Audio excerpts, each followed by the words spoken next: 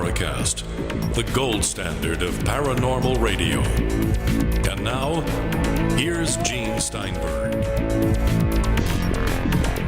Chris is back from his hiatus on the Paracast this week. We've got a really fascinating show with lots and lots of questions from our listeners. It's going to be a really interesting piece of information. In any case, we haven't had a chance to talk to Chris very much about the International UFO Congress.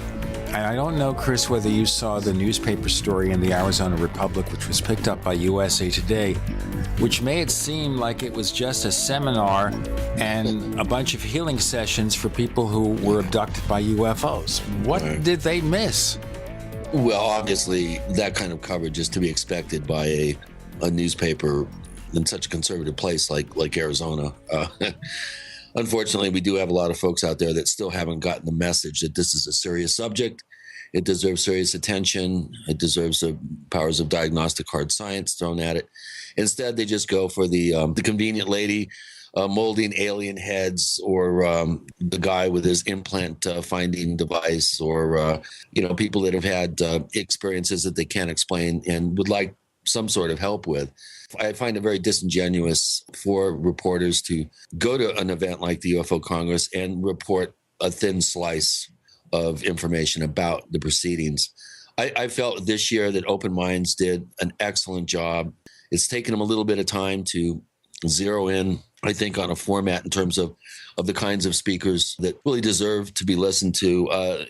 I did have some exceptions. James Gilliland, for instance, is not someone that I would give more than just a few seconds of my time. I joked with a few people that anytime you see someone playing a Native American flute who's not Native American at a UFO convention run the other way, the only people I've ever seen do that are Stan Romanek and James Gilliland. So other than that, though, I really think that the presenters were very well chosen. Being one of the presenters this year, I kind of feel strange saying that, but I really had a sense that they really are attempting, John Rayo and Angela and Maureen and Jason and Alejandro are really attempting to put together a well-rounded group of presenters that are above the giggle factor for the most part. They're trying to be all things for all people, so you got to have your occasional new age guru who heals people over the phone for $150 an hour. But I think by and large that the presentations were very good. I hit it off with and made some new friends. Mark Pilkington and I spent a lot of time together. Of course, Mark was the producer and one of the writers of the Mirage Men book and movie. He was probably the least popular speaker. I've never seen Stanton Friedman get up, line up at an audience mic to ask a presenter questions. And boy, he was raring to go. Of course, Mark was quite controversial with his comment that every single crop circle ever made was made by humans. A lot of people took exception to that. Even I did. I think all in all, it was a really good Congress. I think they're improving every year. I really hope that they continue in this direction.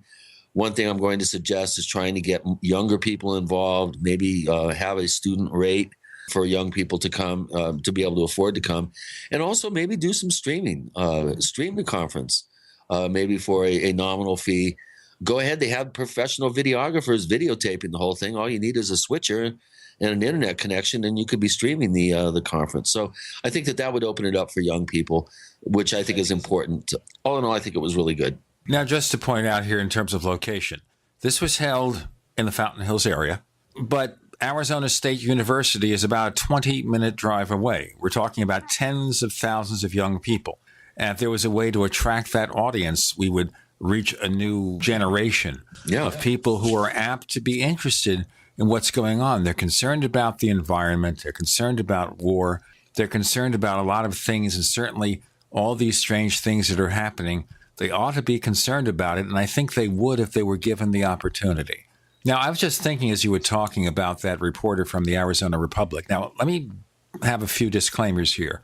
I used to be a columnist for the Arizona Republic and for another newspaper in the Gannett chain, USA Today. My son was an intern and later actually received a paycheck for a couple of years writing for the Arizona Republic. So we have an affinity for that place. But what seems to have happened here is the reporter went to the concession stands, the vendors' booths, a separate room from the actual conference speakers. Looked around, found the wackiest stuff, and decided to write a story. That's lazy reporting. That's going in there and sitting for an hour, grabbing a couple of quick interviews because Stanton Friedman was quoted because he was there in the vendor area for quite a while. And that's it. That's the story. It's not who spoke at the event. It's the photograph of alleged alien implants. Again, I really do think it behooves a reporter to actually do his job and go in and do a well-grounded, well-rounded piece on an event such as this. It's just a never-ending source of irritation for me when I look at how mainstream media still is, tending to cover these subjects. And as far as the actual conference itself, having people come from out of town, paying lots of money to stay in a hotel, pay money to put a butt in the chair, so to speak. I don't think that this particular way of relaying information is going to be viable for much longer. The average age in that room, in that conference room, had to have been 60 or older. There's no way that kids are going to be attracted to this type of event. I think something online, something streaming, something more high tech is going to be the best approach to try to get a younger audience and a younger crowd interested in these subjects. I think we're seeing this crossover time period where, the older generation from the 50s and 60s and 70s now are going to be passing the baton along, and we've got to figure out an efficacious way to do this and really keep this ball moving forward and keep the interest up and keep people motivated. And I think by utilizing mobile phone technology, internet streaming, these sorts of approaches, I think are going to go a long way to attract younger people to this subject. Well, if they had a live stream, it might have helped. Remember, as far as young people are concerned, over at ASU, we're still in the middle of a semester over there. So they'd only get there on the weekends. Maybe they have to study. But if this thing was streamed online, they could watch at least the evening proceedings from their dorm rooms. And if it's done at a modest fee, enough to cover expenses, and we don't begrudge anybody earning a profit from what they do, but charge a fair price, it might have worked pretty well. In any case, we look forward to next year, but I have one more question to ask you before we go on to our guest this week. Bob Lazar, anything new there? No. I just thought it was it was interesting. But we basically heard essentially the same story again, told with a little bit more humor at moments. And, it was, I think he was there as more as a draw. I didn't really sit through his presentation. I pretty much was clued in exactly what was going to be happening. So it didn't really, I think a lot of people walked away kind of scratching their heads wondering why he was even there, because I from what I understand, there was no new information imparted by Lazar. And, I think he's kind of a bit of a, water under the bridge at this point. I'd like to see somebody else from S4 or from Area 51 or somewhere out on the test range there come forward and become our new Bob Lazar and maybe spill some beans out there that we can sink our teeth into and learn something more. In 20 seconds or less, tell us about our guest this week. Well, David Childress is quite the amazing world traveler. He's written dozens of books. Many people question his suspension of disbelief and his contention that ancient aliens are responsible for megalithic sites found around the world that can't be explained by science. I don't care who you are. We can't even lift 1,000-ton blocks of stone, raise huge obelisks. David has been a champion of diffusionist archaeology for many years. He thinks the oceans were highways, not barriers. So it's going to be an interesting wild ride with David Hatcher Childress. With Gene and Chris, you're in The Paracast. First came Attack of the Rockoids, and it was a critically acclaimed success. And now there's The Coming of the Protectors. A former military intelligence man is contacted by a space woman in a dream that turns out to be a nightmare because evil forces on her distant planet are planning to conquer the Earth. This is gripping science fiction of the classic kind. Attack of the Rockoids and the Coming of the Protectors. Find out more at rockoids.com. That's Rockoids, ROCKOIDS.com. So here's what happened. I was placing an order online. The site went down. It took hours before it returned, but I'd already placed the order with another company. If your site goes down, you could lose business. And if you have a business or personal site, you'll want to know it's easy to run and it will stay online. At iWeb, your site is hosted on one of the most reliable networks in the world. Talk to a sales rep at iWeb.com. Use the promo code TechNightOwl for a special discount. Have you ever felt like the United States government knows way too much about your financial affairs? I continue to hear stories about property seizures, frozen bank accounts, confiscation of stocks and bonds. It makes me wonder if the U.S. citizen will ever again have the right to life, liberty, and the pursuit of happiness. Unfortunately, with the Drug and Money Laundering Act, the IRS Revenue Ruling 6045 of 1984, and the Trading with the Enemy Act and Franklin D. Roosevelt's Executive Order of 1933, some precious metal holdings are subject to government intervention. For this reason, Midas Resources has prepared a report explaining the boundaries of trading precious metals privately. Whether if you have any intention of trading with Midas Resources or not, I have instructed my representatives to give this report out free. Call for your free copy at 1-800-686-2237. When investing, always proceed with caution. Again, call 1-800-686-2237. Exercise your legal right to trade metals privately. 1-800-686-2237. You pick up the receiver. With your heart racing and sweat dripping from your forehead, you finally muster the courage to dial the number to call into your favorite talk radio show. It rings once, twice, and then... Hello, it's GCN. What's your name and the state you're calling from? Surprised you got through, you squeak out. Jason from Minnesota. Please hold. As you patiently wait for your turn, you begin to daydream about being a famous talk radio host and what it would be like to have your own show. Jason from Minnesota, you're up. Millions of loyal listeners worldwide waiting to call and talk to you. Caller, are you there? Cheering crowds surround you, calling out your name. Jason! Going once, twice. Okay, we gotta move on to the next caller. You blew it. Huh? Wait, no! Interact with the host you're listening to right now, online at GCNlive.com. Click on the community link. Engage with other listeners. Ask questions. Start debates. Don't agree with the host? Let them know. Be a part of the community at GCNlive.com.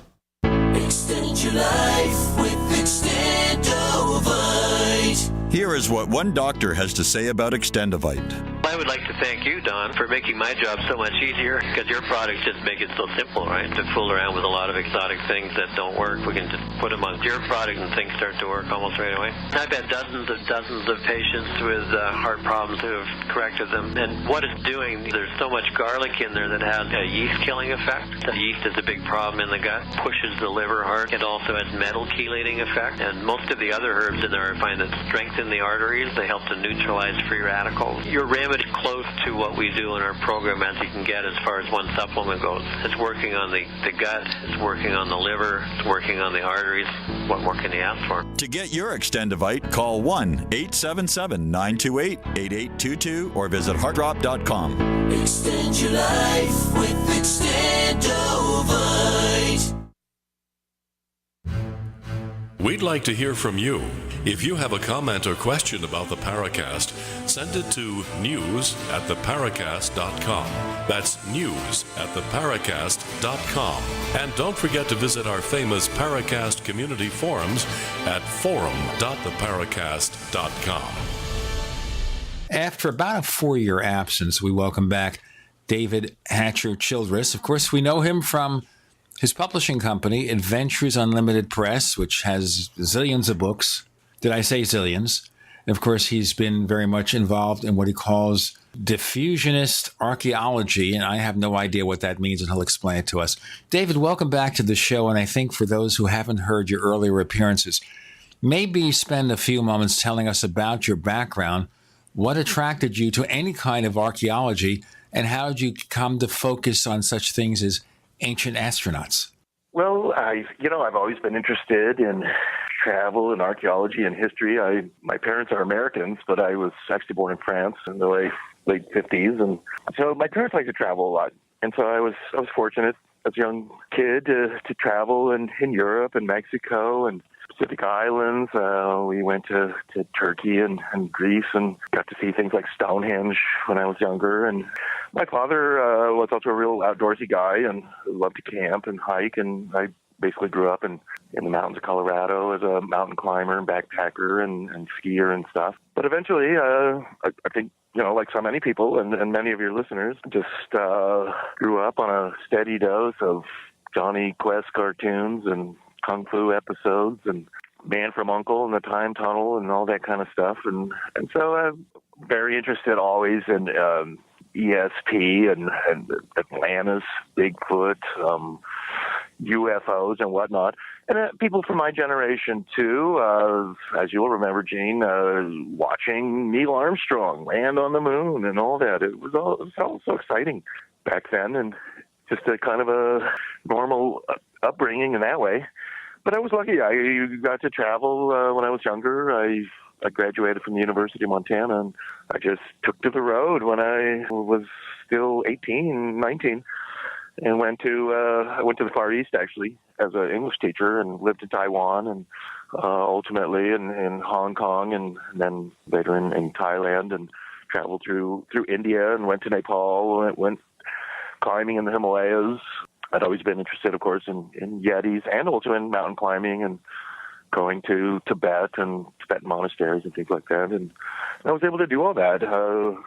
Later traveled across the Middle East and even through Afghanistan and Iran and Pakistan and Turkey and Syria to Jordan and then to Israel, later to Greece again and Egypt, went to the Great Pyramid, wanted to see all the Egyptian stuff. And then I traveled for almost 3 years in Africa, and I worked with a catering company that was catering to Chevron Oil in Sudan at the time.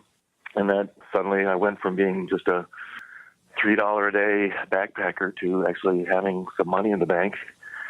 And that allowed me to travel even more. And I returned across the Indian Ocean, went back to India and Nepal and Sri Lanka that time, and again back to China. And then I returned to the U.S. finally in the early 80s. And then I began traveling in South America and Central America and the Pacific Islands and places like that. And I've kept going all these years. Finally, I started writing books in the middle 80s, and my first book was a book called A Hitchhiker's Guide to Africa and Arabia. And then later I began writing my Lost Cities series, which are regional. There's one on China, Central Asia, and India, one on South America, one on North and Central America, one on Africa and Arabia, one on Europe and the Mediterranean and other areas too.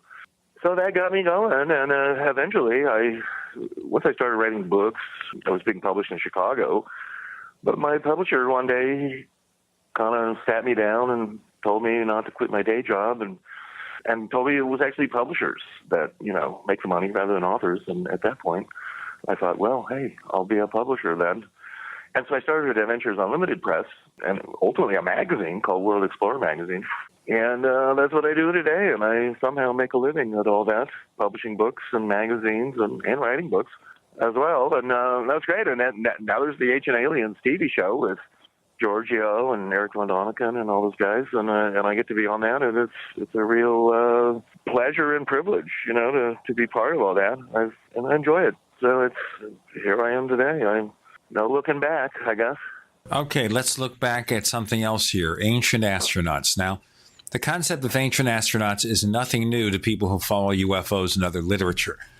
There were writings about it even in the early 50s. Of course, if you remember the contactee George Adamski in his book, Flying Saucers Have Landed, the first part of the book, written by Desmond Leslie, a British researcher, was about ancient astronauts.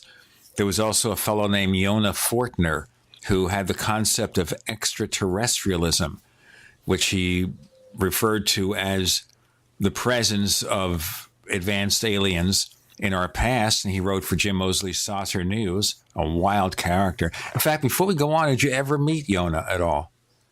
No, I never did. Oh, he's no longer with us, but he was a first-rate character. But okay, let's get to the main focus here of a lot of what you're doing. the possibility of the presence of advanced beings in our past. So, to be blunt about it, David Hatcher Childress, was God an E.T.? Well, of course, that's a simple question, but I don't really have a simple answer for it.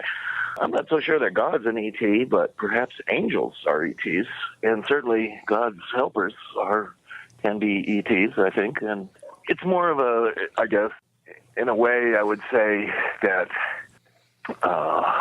I'm a spiritual person, so I believe in spirituality and higher beings, and I do believe in sort of helper beings who are here to assist us, even like the the light beings that come during death experiences and stuff like that.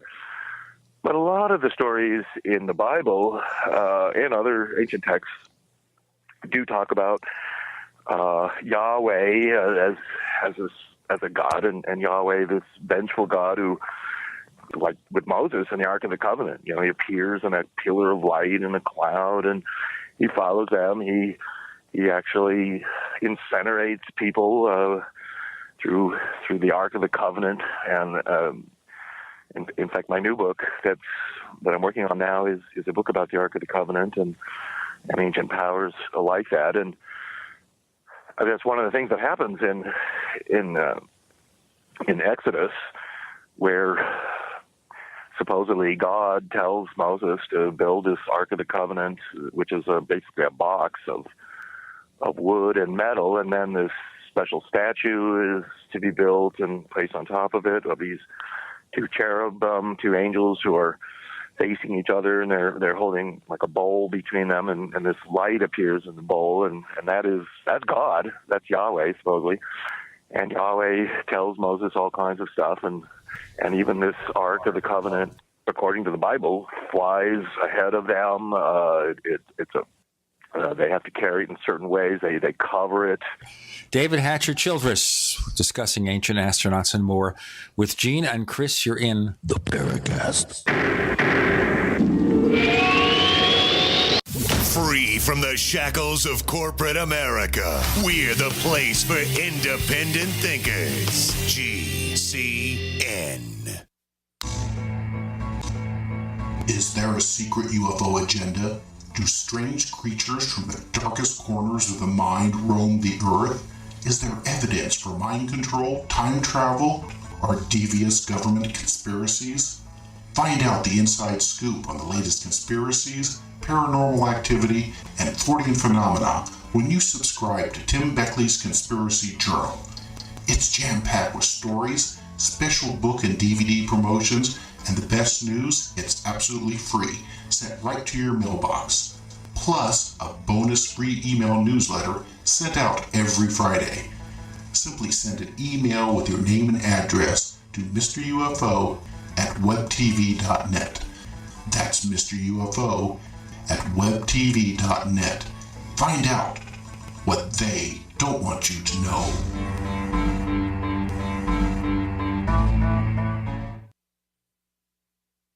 Attention listeners, SurvivalLife.com is giving away free EverStrike permanent matches for a limited time only. These matches are waterproof and will light in any weather condition, rain, snow, or sleet.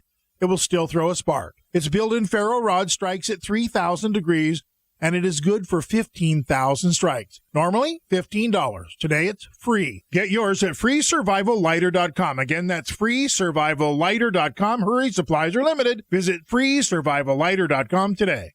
By now, you heard about Bitcoins, but did you know that over 65,000 businesses accept Bitcoins? Listen, if you're already earning Bitcoins or trying to make money in the Bitcoin market, you've got to know bidbit.co, because at bidbit.co, you can receive Bitcoin by selling your personal items or business products. You heard right. Whether personal or business, you can now buy, sell, and auction your products quickly, easily, and securely at bidbit.co. That's bidbit.co. Bidbit.co. What good is a Big Berkey water filter? We get that question a lot here at BigBerkeyWaterFilters.com, and in a word, the answer is protection. protection from water main breaks, E. coli contamination, environmental chemical spills, pesticide runoff, chlorine taste and smell, and all forms of fluoride. Plus, Big Berkey water filters are the original gravity water filter system and most trusted on the market for a reason. Tested by multiple independent NSF EPA certified labs, they are the gold standard in water purification. At only 1.7 cents a gallon, a single set of filters can last for 5 to 10 years. That means big savings. Big Berkey, the one that's powerful enough to purify stagnant pond water. Get a Big Berkey today at BigBerkeyWaterFilters.com. GCN listeners receive 5% off all ceramic filter systems. Visit our website or call 1-877-99-BERKEY. That's 877-99-BERKEY. Big Berkey Water Filters, for the love of clean water.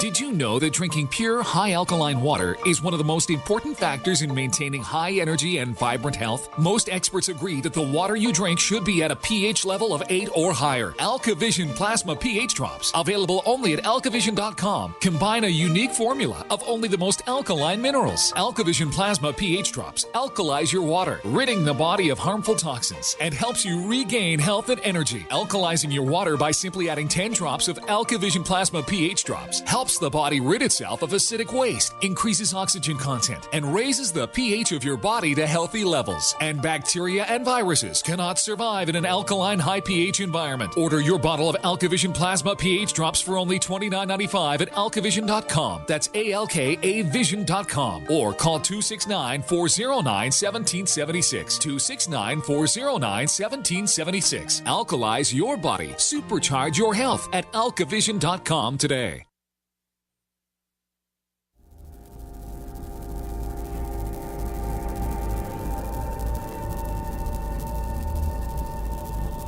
This is Robert Hastings, author of UFOs and Nukes, and you're listening to the Paracast, the gold standard of paranormal radio.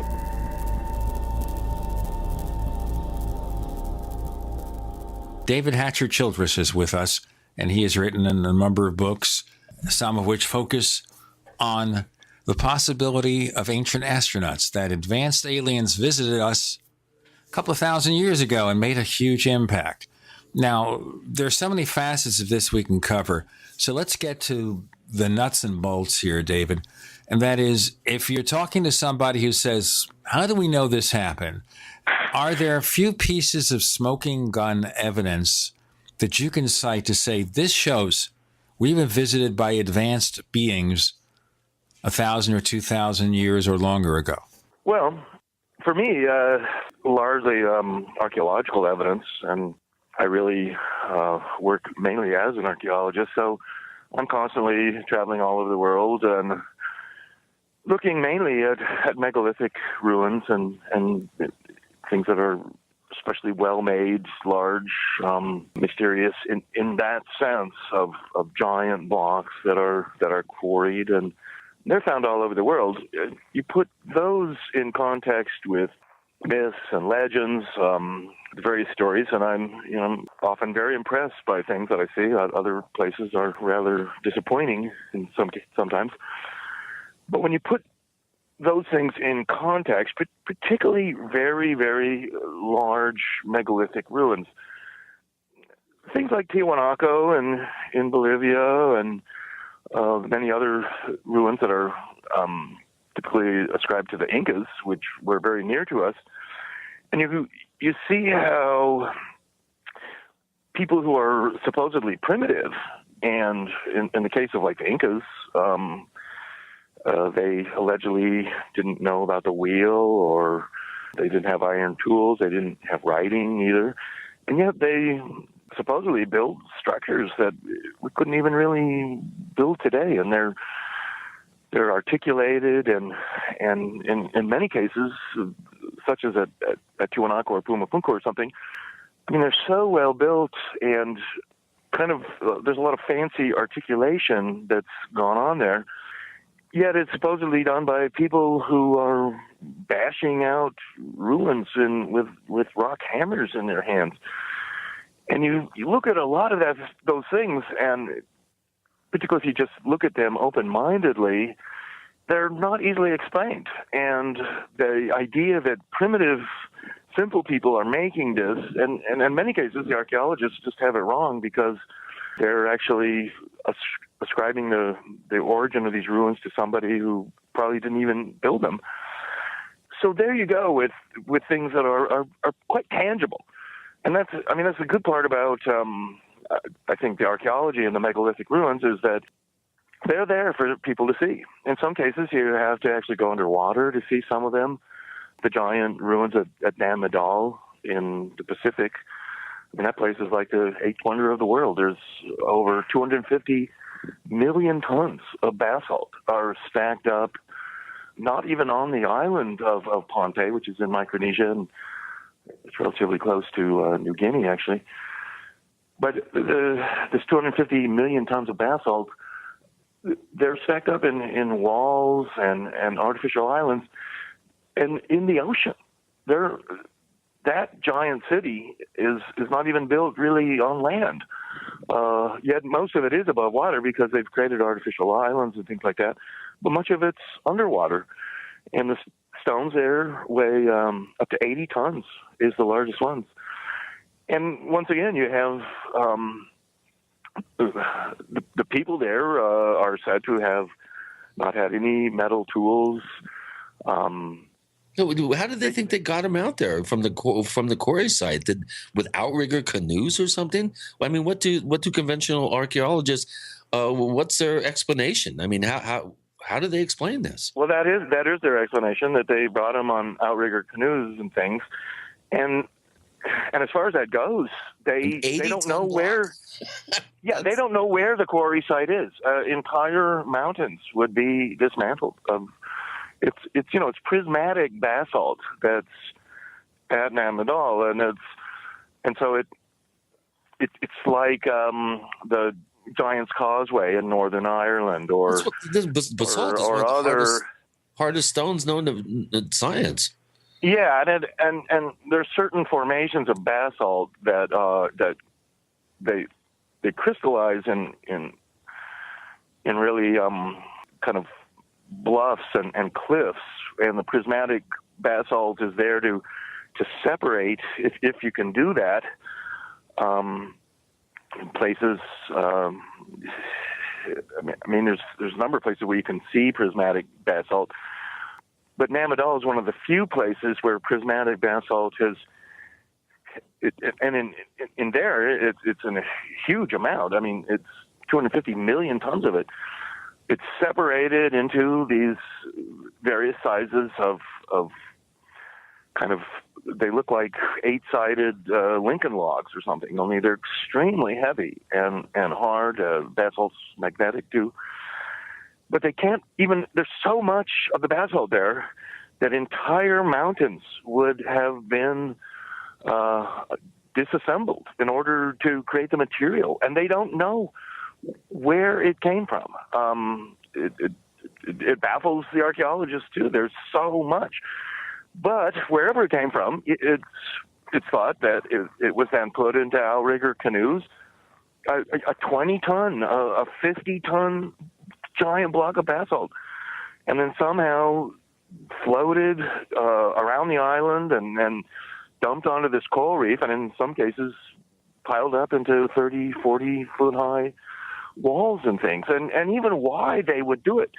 The natives say there that the basalt was flown through the air, and magically flown through the air, and two brothers built the city. They had a flying dragon, supposedly.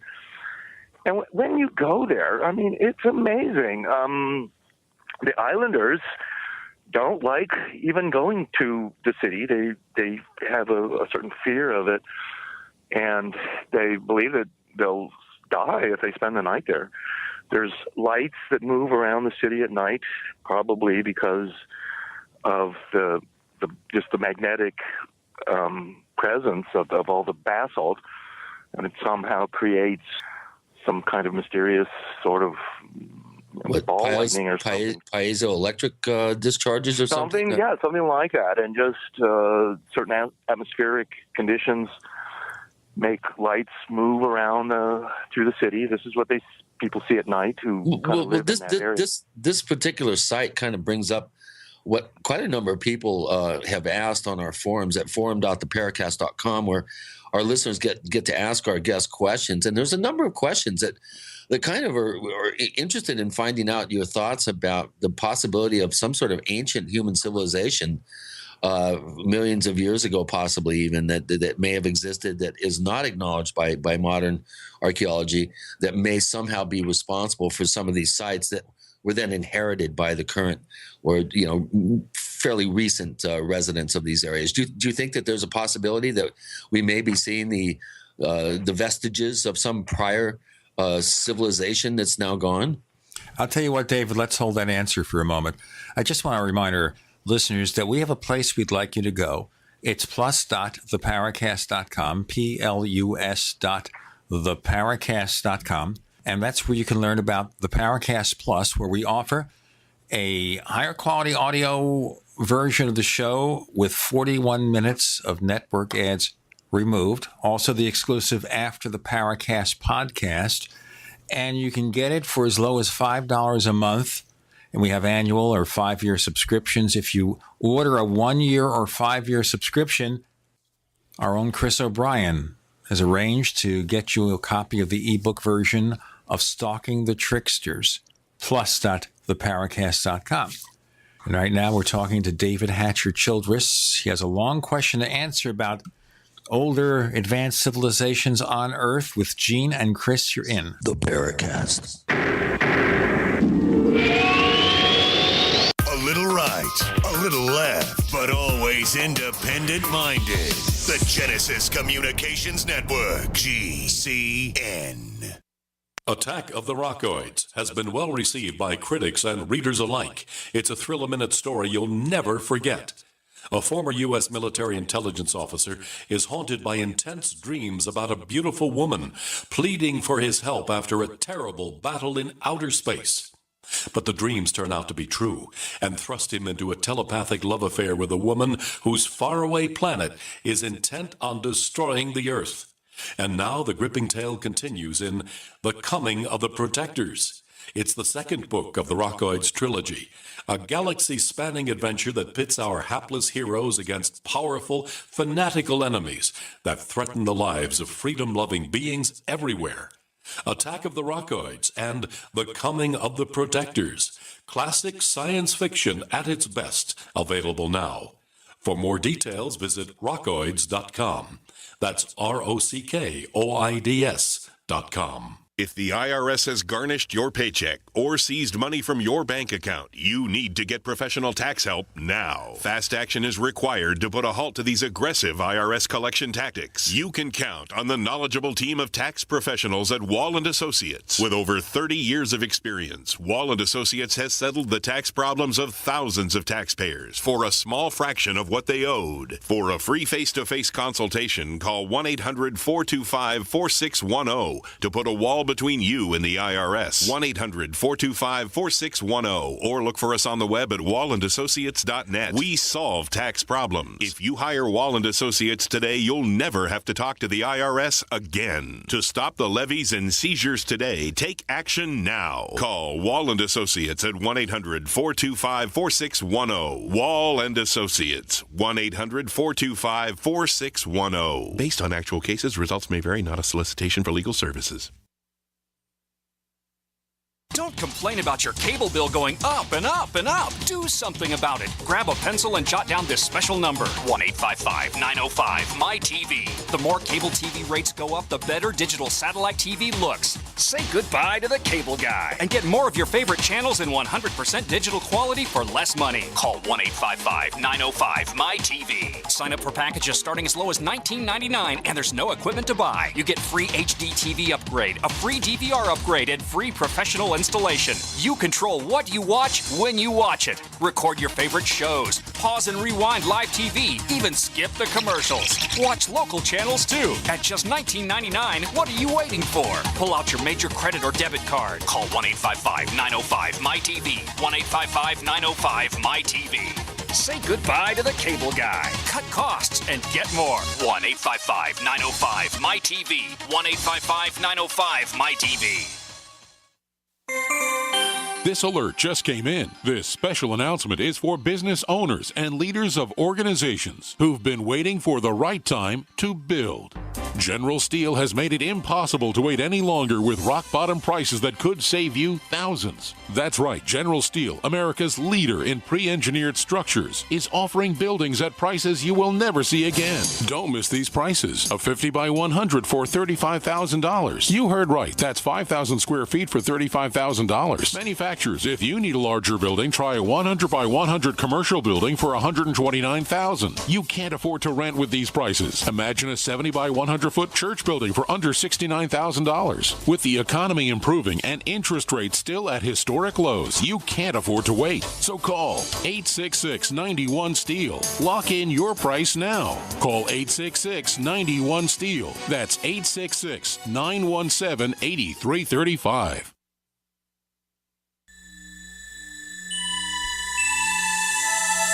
This is Jacques Vallée. You're listening to the Paracast, the gold standard of paranormal radio.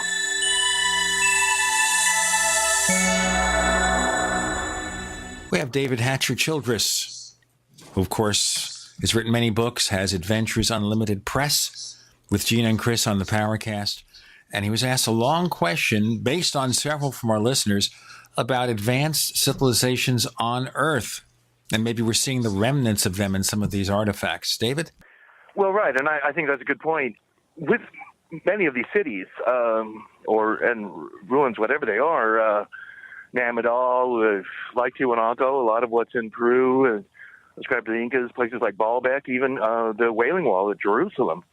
These ruins are, in some cases, they're so huge and so big, and it's essentially a base foundation, such as at Baalbek, where we have what are the largest known quarried blocks weighing up to 1,000 tons, and even more with some of the so-called unfinished blocks there.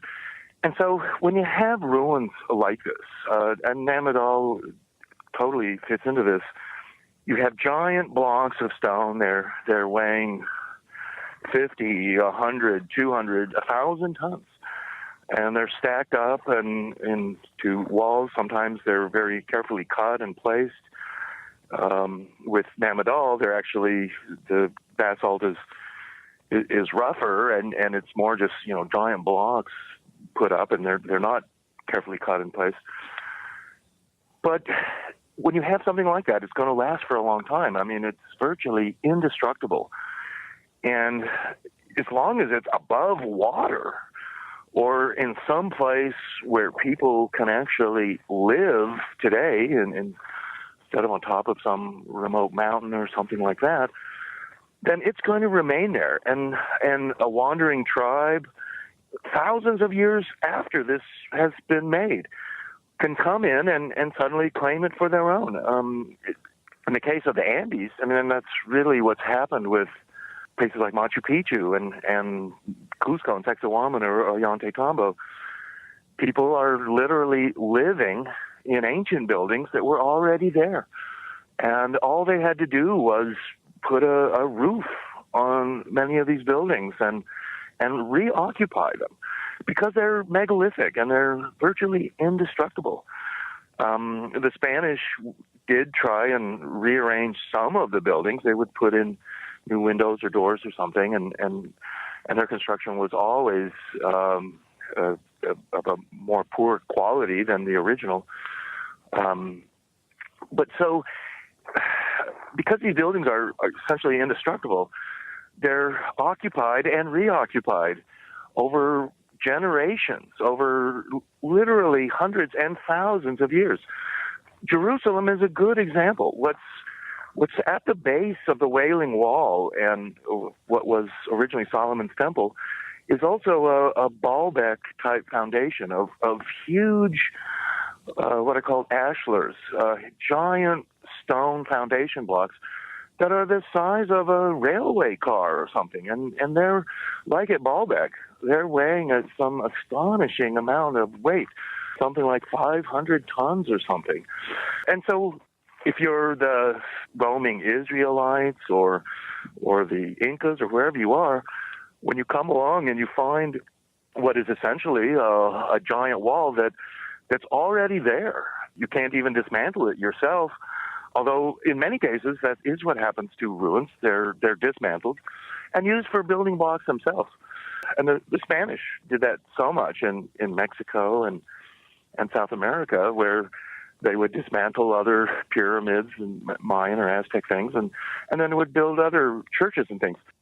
That's easier to do when you have smaller blocks or bricks or something. And that's what happened to a lot of the ancient cities in India and Pakistan, the Indus Valley cities, which are made out of fired bricks.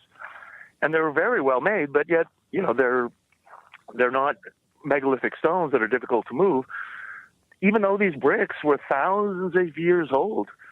And in fact, the Indus Valley civilization is known to go back to 1,000, 2,000, 3,000 BC.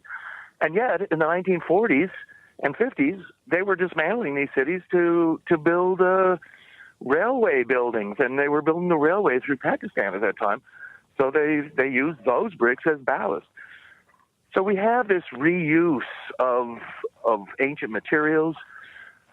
Sometimes, if it's possible, an ancient city or structure is dismantled.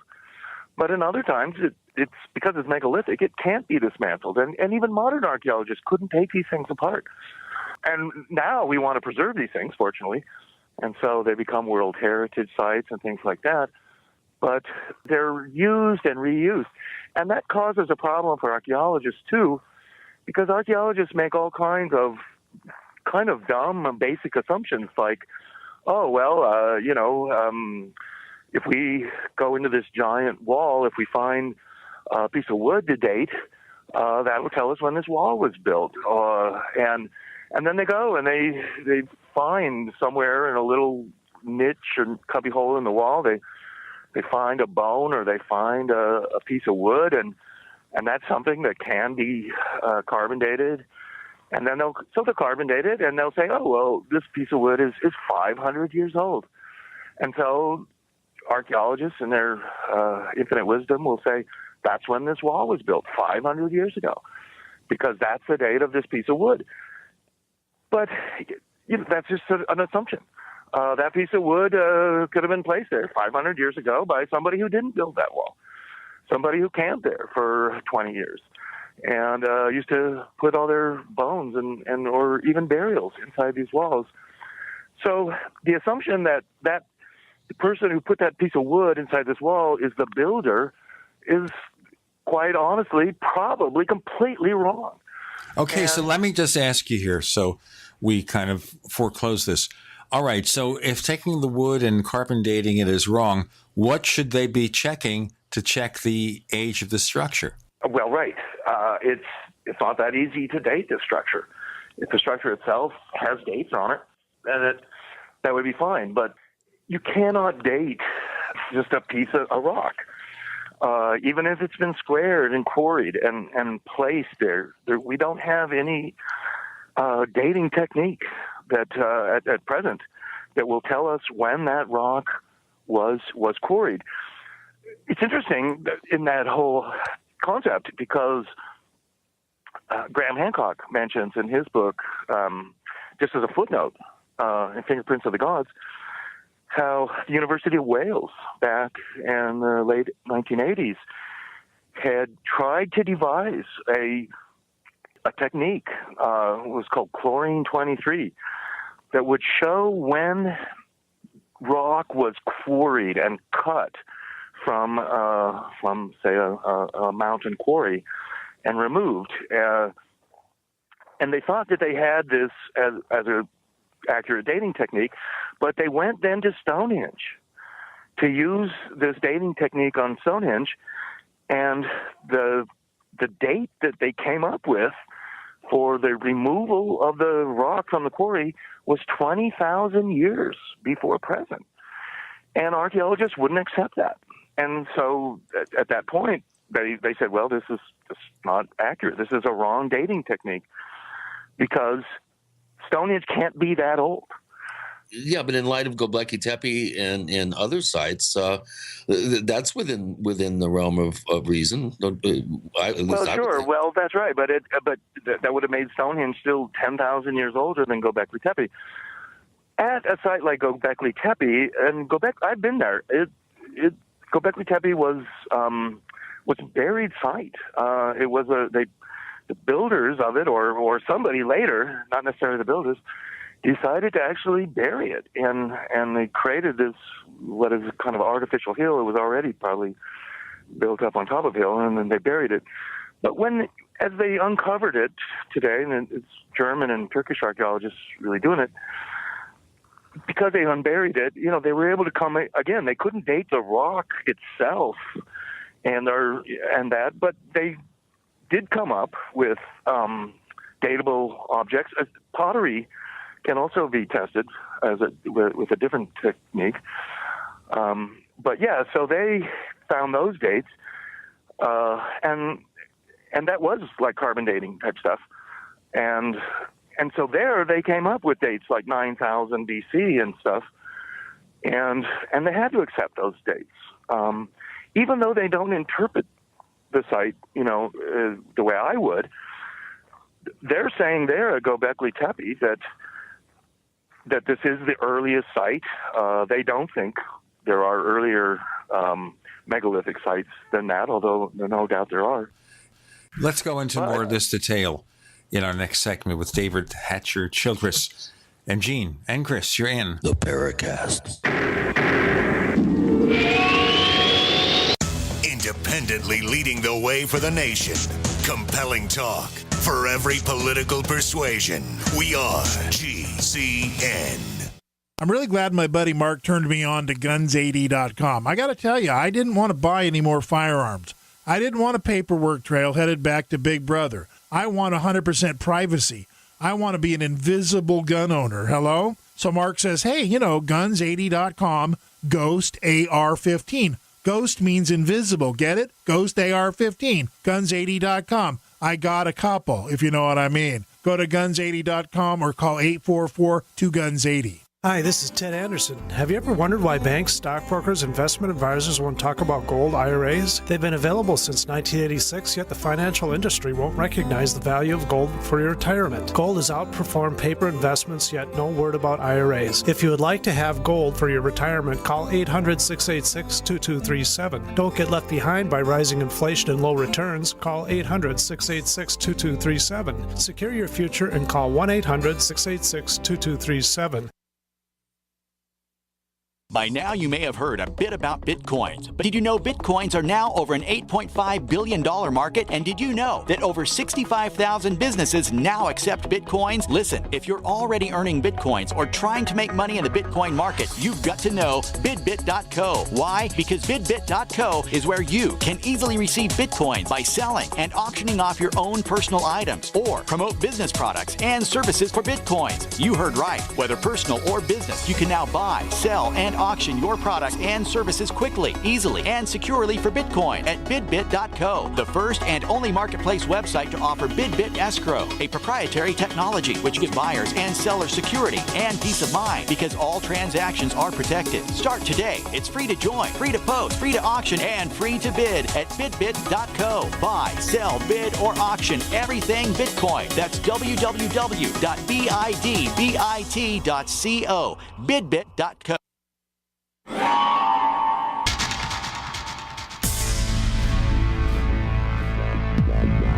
Welcome back to the Paracast, the gold standard of paranormal radio. And now, here's Gene Steinberg.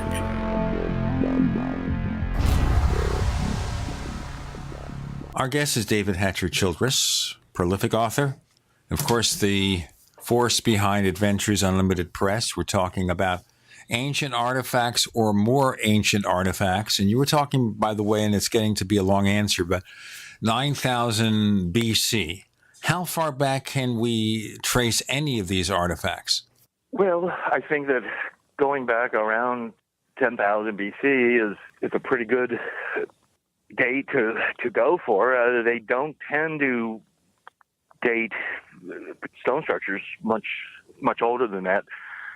There are some buildings that were found in Poland, and they were made out of mammoth tusks and mammoth bones. And they do date those structures to like 20,000 or even 30,000 BC. Allegedly, they're the oldest structures that are known. The whole idea of how old humans are, how long humans have been making buildings and building roads and bridges and boats and port cities and things and going places, it's a controversial subject. And basically, again, as you described me earlier as a diffusionist, the two main schools of anthropology are isolationism versus diffusionism. And isolationists are really the ones in charge of our universities and educational system, in a sense, right now. And they tend to argue that ancient man was isolated. He didn't really go places. Oceans are barriers, not highways. People just can't get into boats and cross oceans and go places. They have to walk everywhere. And even this whole out of Africa theory is only that. They find ancient bones and things in Africa, and that's all fine. And then they say, well, then everybody just had to, got up and walked out of Africa and went everywhere. But a lot of that is assuming that the whole world looks exactly like it does today, and that the continents look like they are, the oceans are where they are. What is underwater today is underwater then, and what's dry land today was dry land then. Geologists would normally tell you that that's completely wrong. And 10,000 years ago, ocean levels were 300 feet lower than they are today.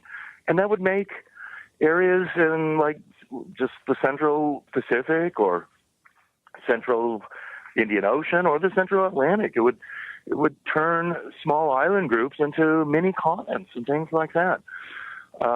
It's quite possible that ancient man came from some area that's underwater right now, in the Pacific Ocean or in the Atlantic or off Africa or anywhere.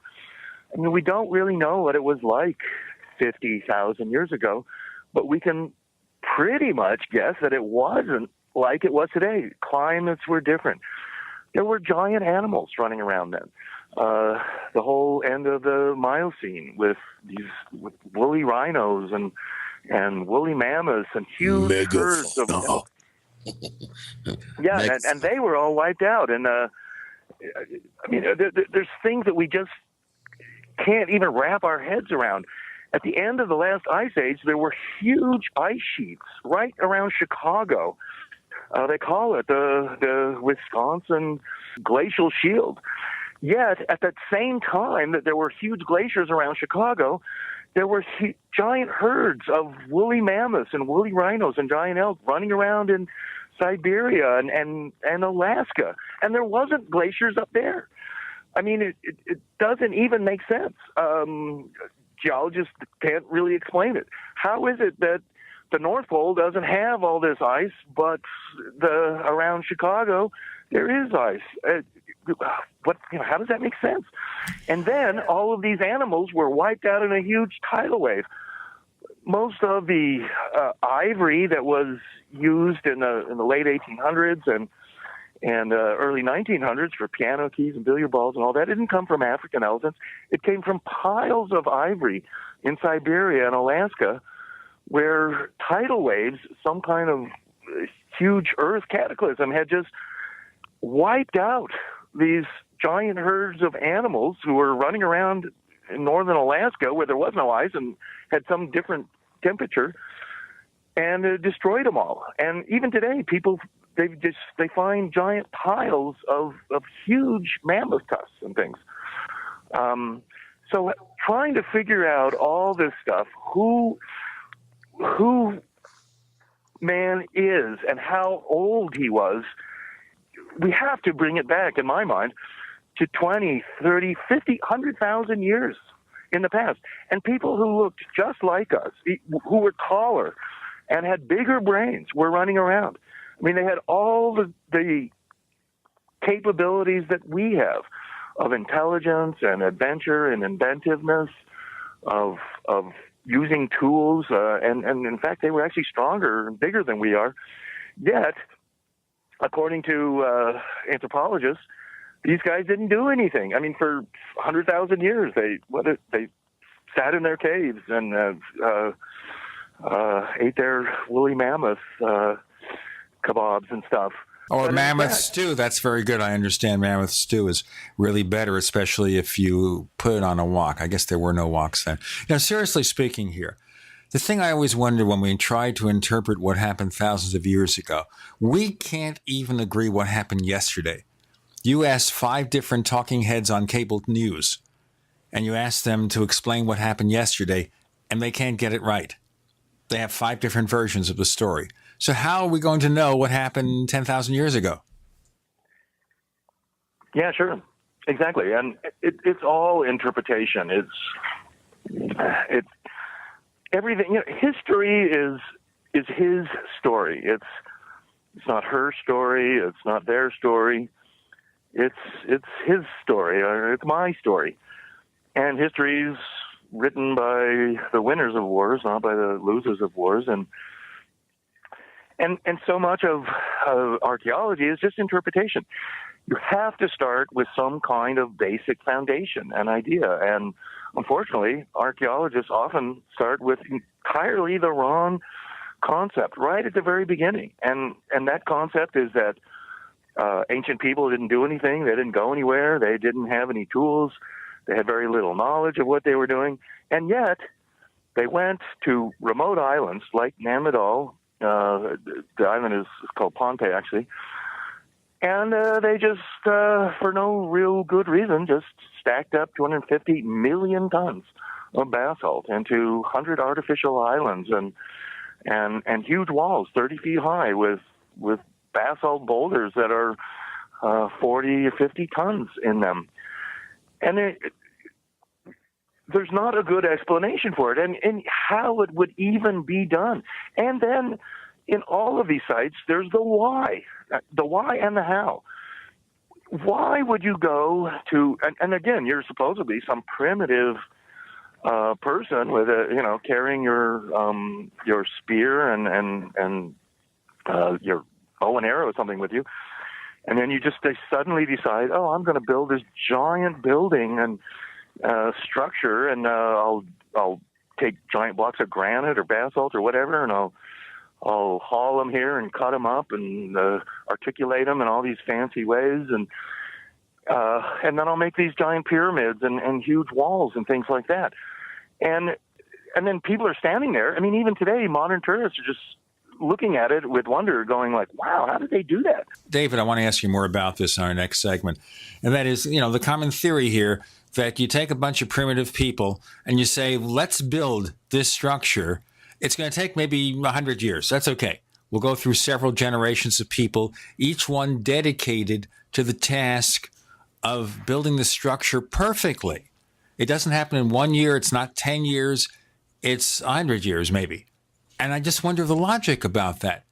How do you discipline people to do that over successive generations? It doesn't make sense to me. David Hatcher Childress is here, trying to make sense of all these archaeological mysteries. With Gene and Chris, you're in The Paracast.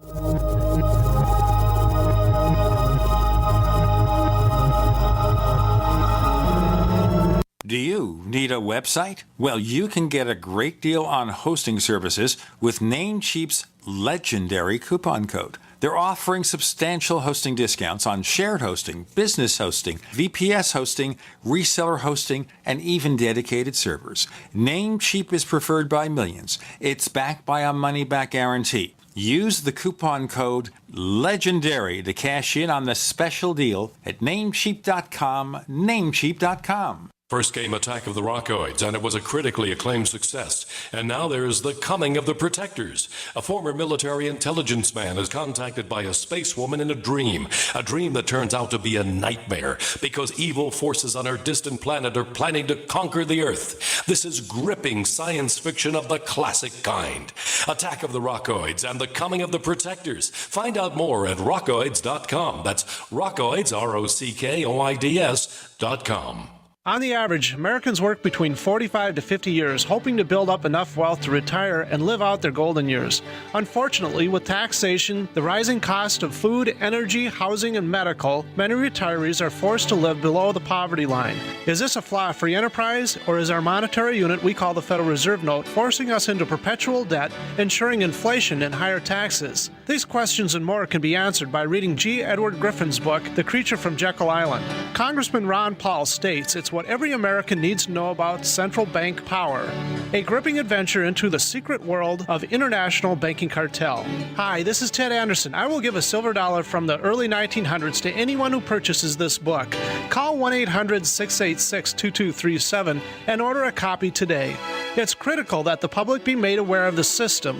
Call and order your copy today at 1-800-686-2237. That's 1-800-686-2237. What good is a Big Berkey water filter? We get that question a lot here at BigBerkeyWaterFilters.com, and in a word, the answer is protection. Protection from water main breaks, E. coli contamination, environmental chemical spills, pesticide runoff, chlorine taste and smell, and all forms of fluoride. Plus, Big Berkey water filters are the original gravity water filter system and most trusted on the market for a reason.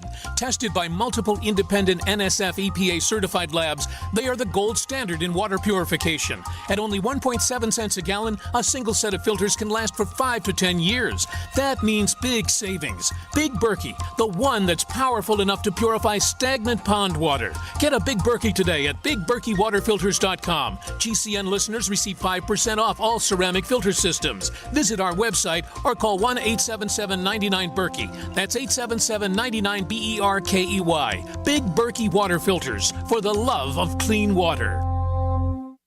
Extend your life with Extendovite. Here is what one doctor has to say about Extendovite. I would like to thank you, Don, for making my job so much easier, because your products just make it so simple, right? To fool around with a lot of exotic things that don't work, we can just put them on your product and things start to work almost right away. I've had dozens of patients with heart problems who have corrected them, and what it's doing, there's so much garlic in there that has a yeast-killing effect. The yeast is a big problem in the gut, pushes the liver hard. It also has metal chelating effect, and most of the other herbs in there I find that strengthen the arteries. They help to neutralize free radicals. Your remedy close to what we do in our program as you can get as far as one supplement goes. It's working on the gut, it's working on the liver, it's working on the arteries.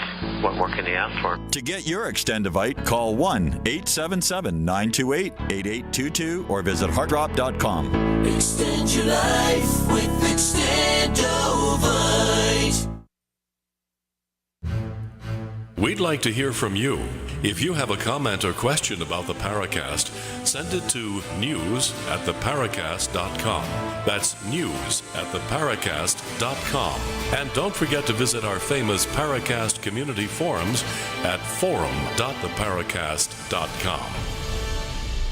With Gene and Chris in the Paracast, we'll remind you again to go to plus.theparacast.com, pay a visit to plus.theparacast.com. That's plus.theparacast.com.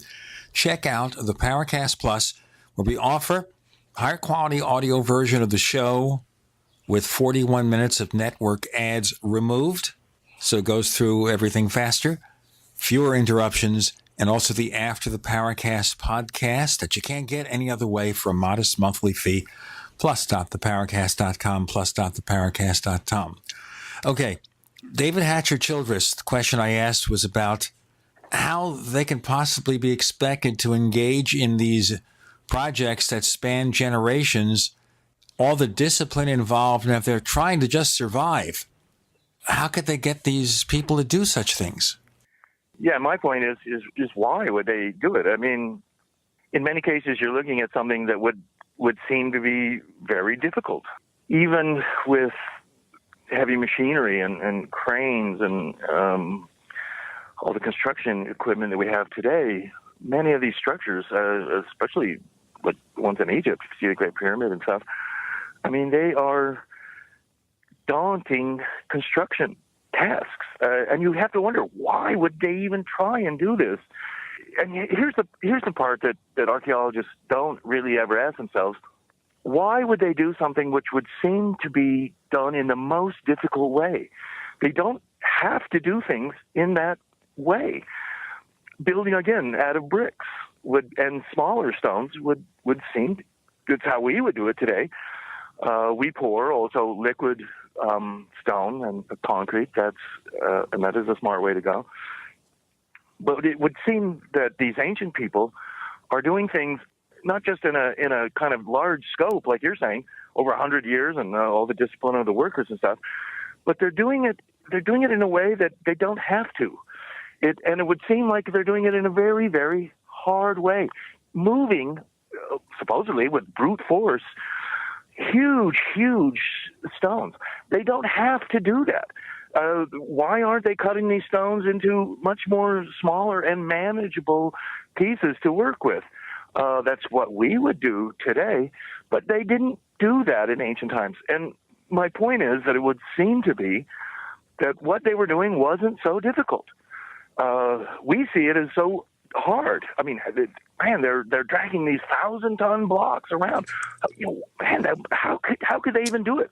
Well, what are you suggesting? That there's some form of lost technology that was being utilized? Yeah, exactly. That's right. Yeah, that's what I'm saying. They had to have, in my mind, some kind of levitation, some anti-gravity. It's not these thousands of people hauling some giant block, with all their ropes and stuff. Which is how we imagine it.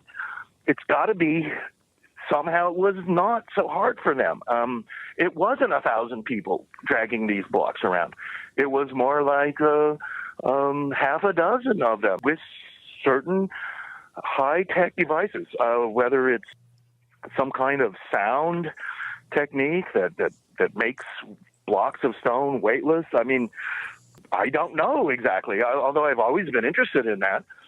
And Adventures Unlimited, we do publish books on anti-gravity and Tesla technology, special death rays, levitation techniques, UFO propulsion, all that kind of stuff.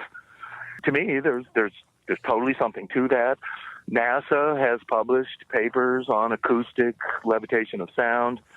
There is supposedly film footage taken in the early 40s by a Swedish aircraft engineer who was in Tibet, and he supposedly, in a book he wrote, which was never in English, but is known to people, and then I discuss it in some of my books.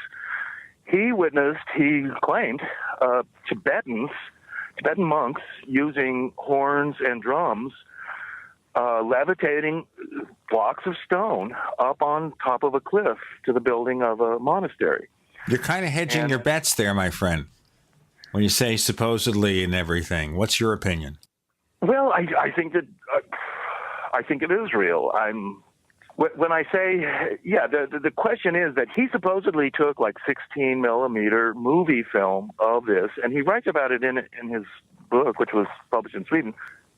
But that movie film has never been released, and so in that way, if the story's true, then it's suppressed.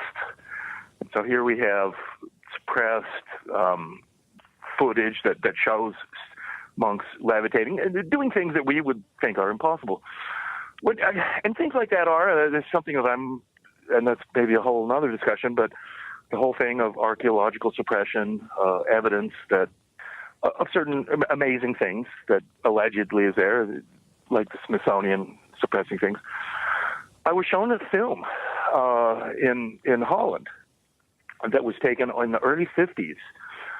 And it's a Dutch guy who had appeared in and had been in like Ripley's Believe It or Not. He's not well known, and I had never heard of him before.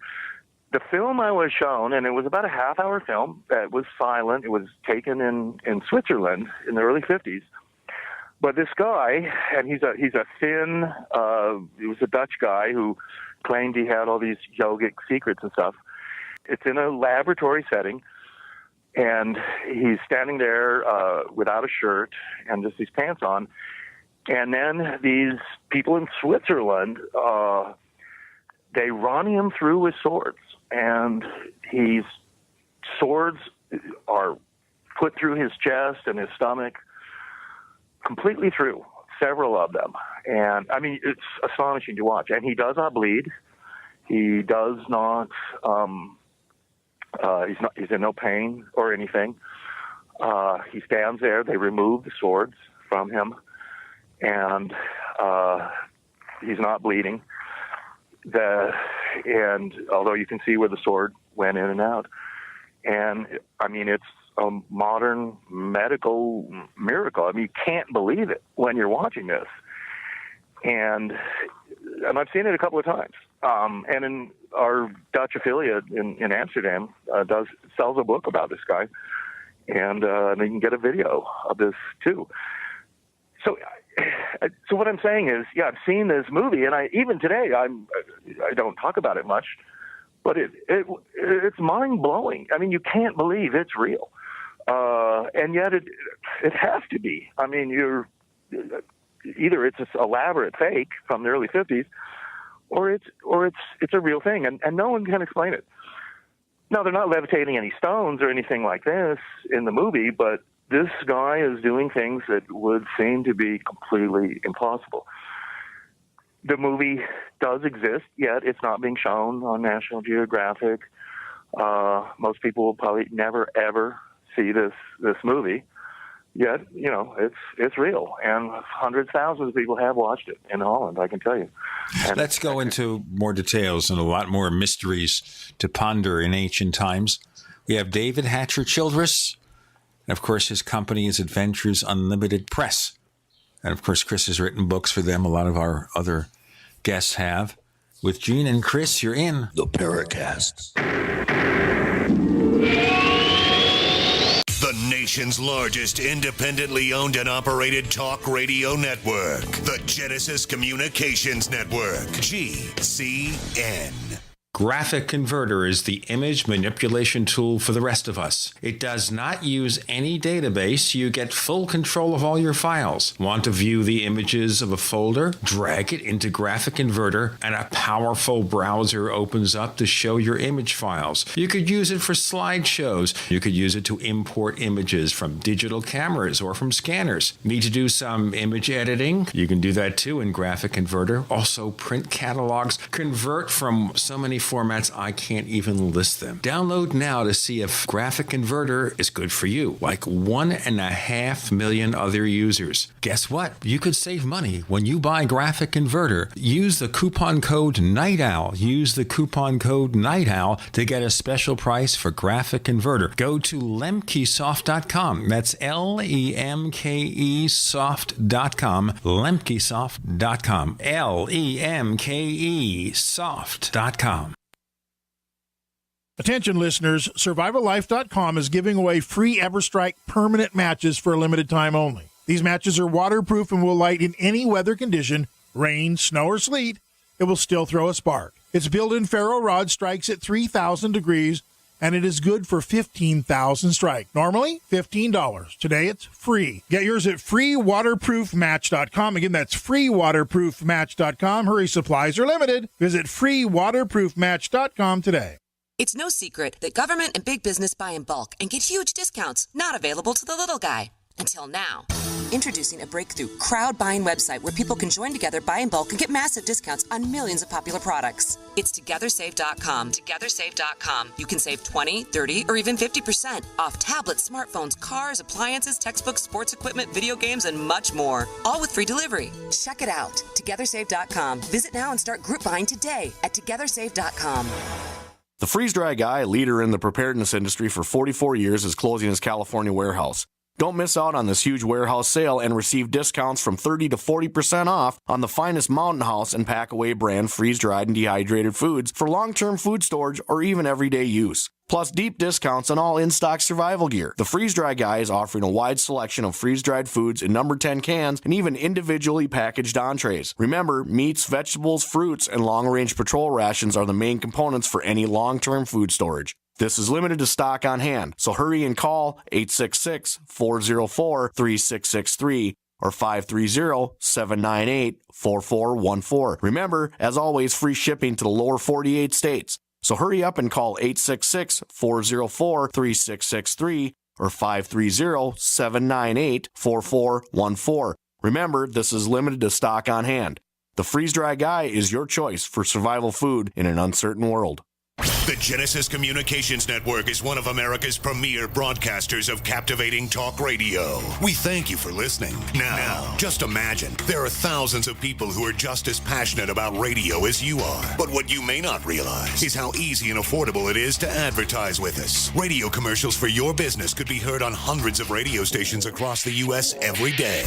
We can help you by creating an effective radio advertising campaign for your company. From script writing to producing your commercial, just like the one you're listening to right now. No other network provides the level of customer service we do. When it comes to radio advertising, we are your one-stop shop. And no matter how big or small your business is, we can help.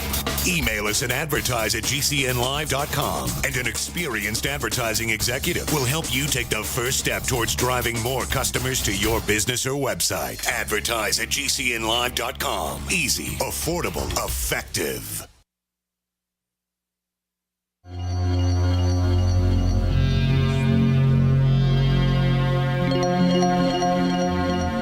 Hi, my name is Richard Dolan. You're listening to The Paracast.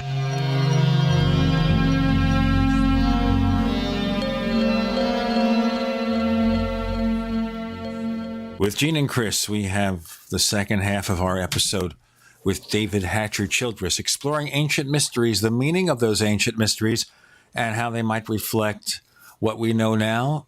And is it possible that maybe ancient aliens weren't here, but an advanced civilization on Earth that for some reason was destroyed in some worldwide catastrophe? So let's look at that. Maybe there's an Atlantis, a Lemuria, some advanced civilization existing thousands and thousands of years ago, David. What would have happened? Would they have simply gone into space and left us alone? Did something here, a change of climate conditions, cause them to leave or destroy their civilization? What? Well, I think there's been a number of civilizations here on Earth, and they're destroyed through wars or natural cataclysms, calamities. It's the story of Atlantis, that it was destroyed in some, although there are two different versions of Atlantis that destroyed themselves through some war or whatever, or that they were destroyed in some cataclysm of the earth. And that's part of the whole archaeological enigma is the geological convulsions that occur occasionally. And we've published a number of books along those lines about pole shifts, cataclysms of the earth.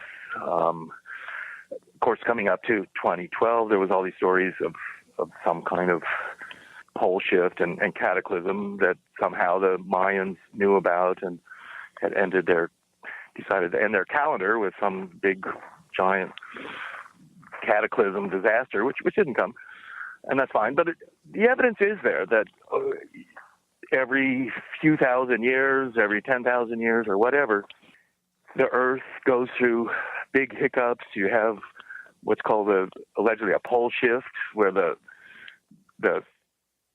thin crust of the Earth actually moves on the inner core, and areas that are the North Pole or the South Pole slide as much as 180 degrees maybe.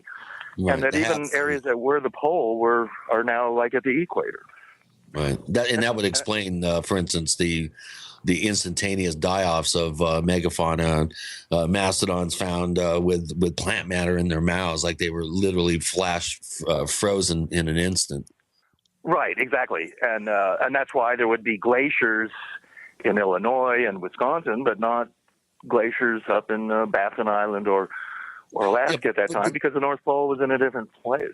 Can't geologists determine the exact, at least the location of the magnetic poles at any particular given time in history? I think there's been supposedly 65 or 66 demonstrated examples of a magnetic pole shift, but what you're talking about is crustal displacement. Yeah, that's right. Yeah, crustal.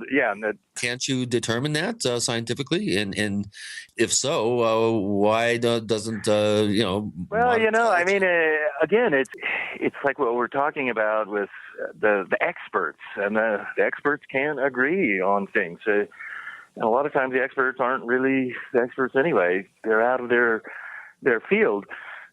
Today, we have so much talk of global warming, and we're responsible for some kind of slow warming of the earth, and sea levels are going to rise and things like that. And that's all fine. And I think it's hard to dispute that factories and mankind are having some effect on weather, and that the earth is warming a little bit.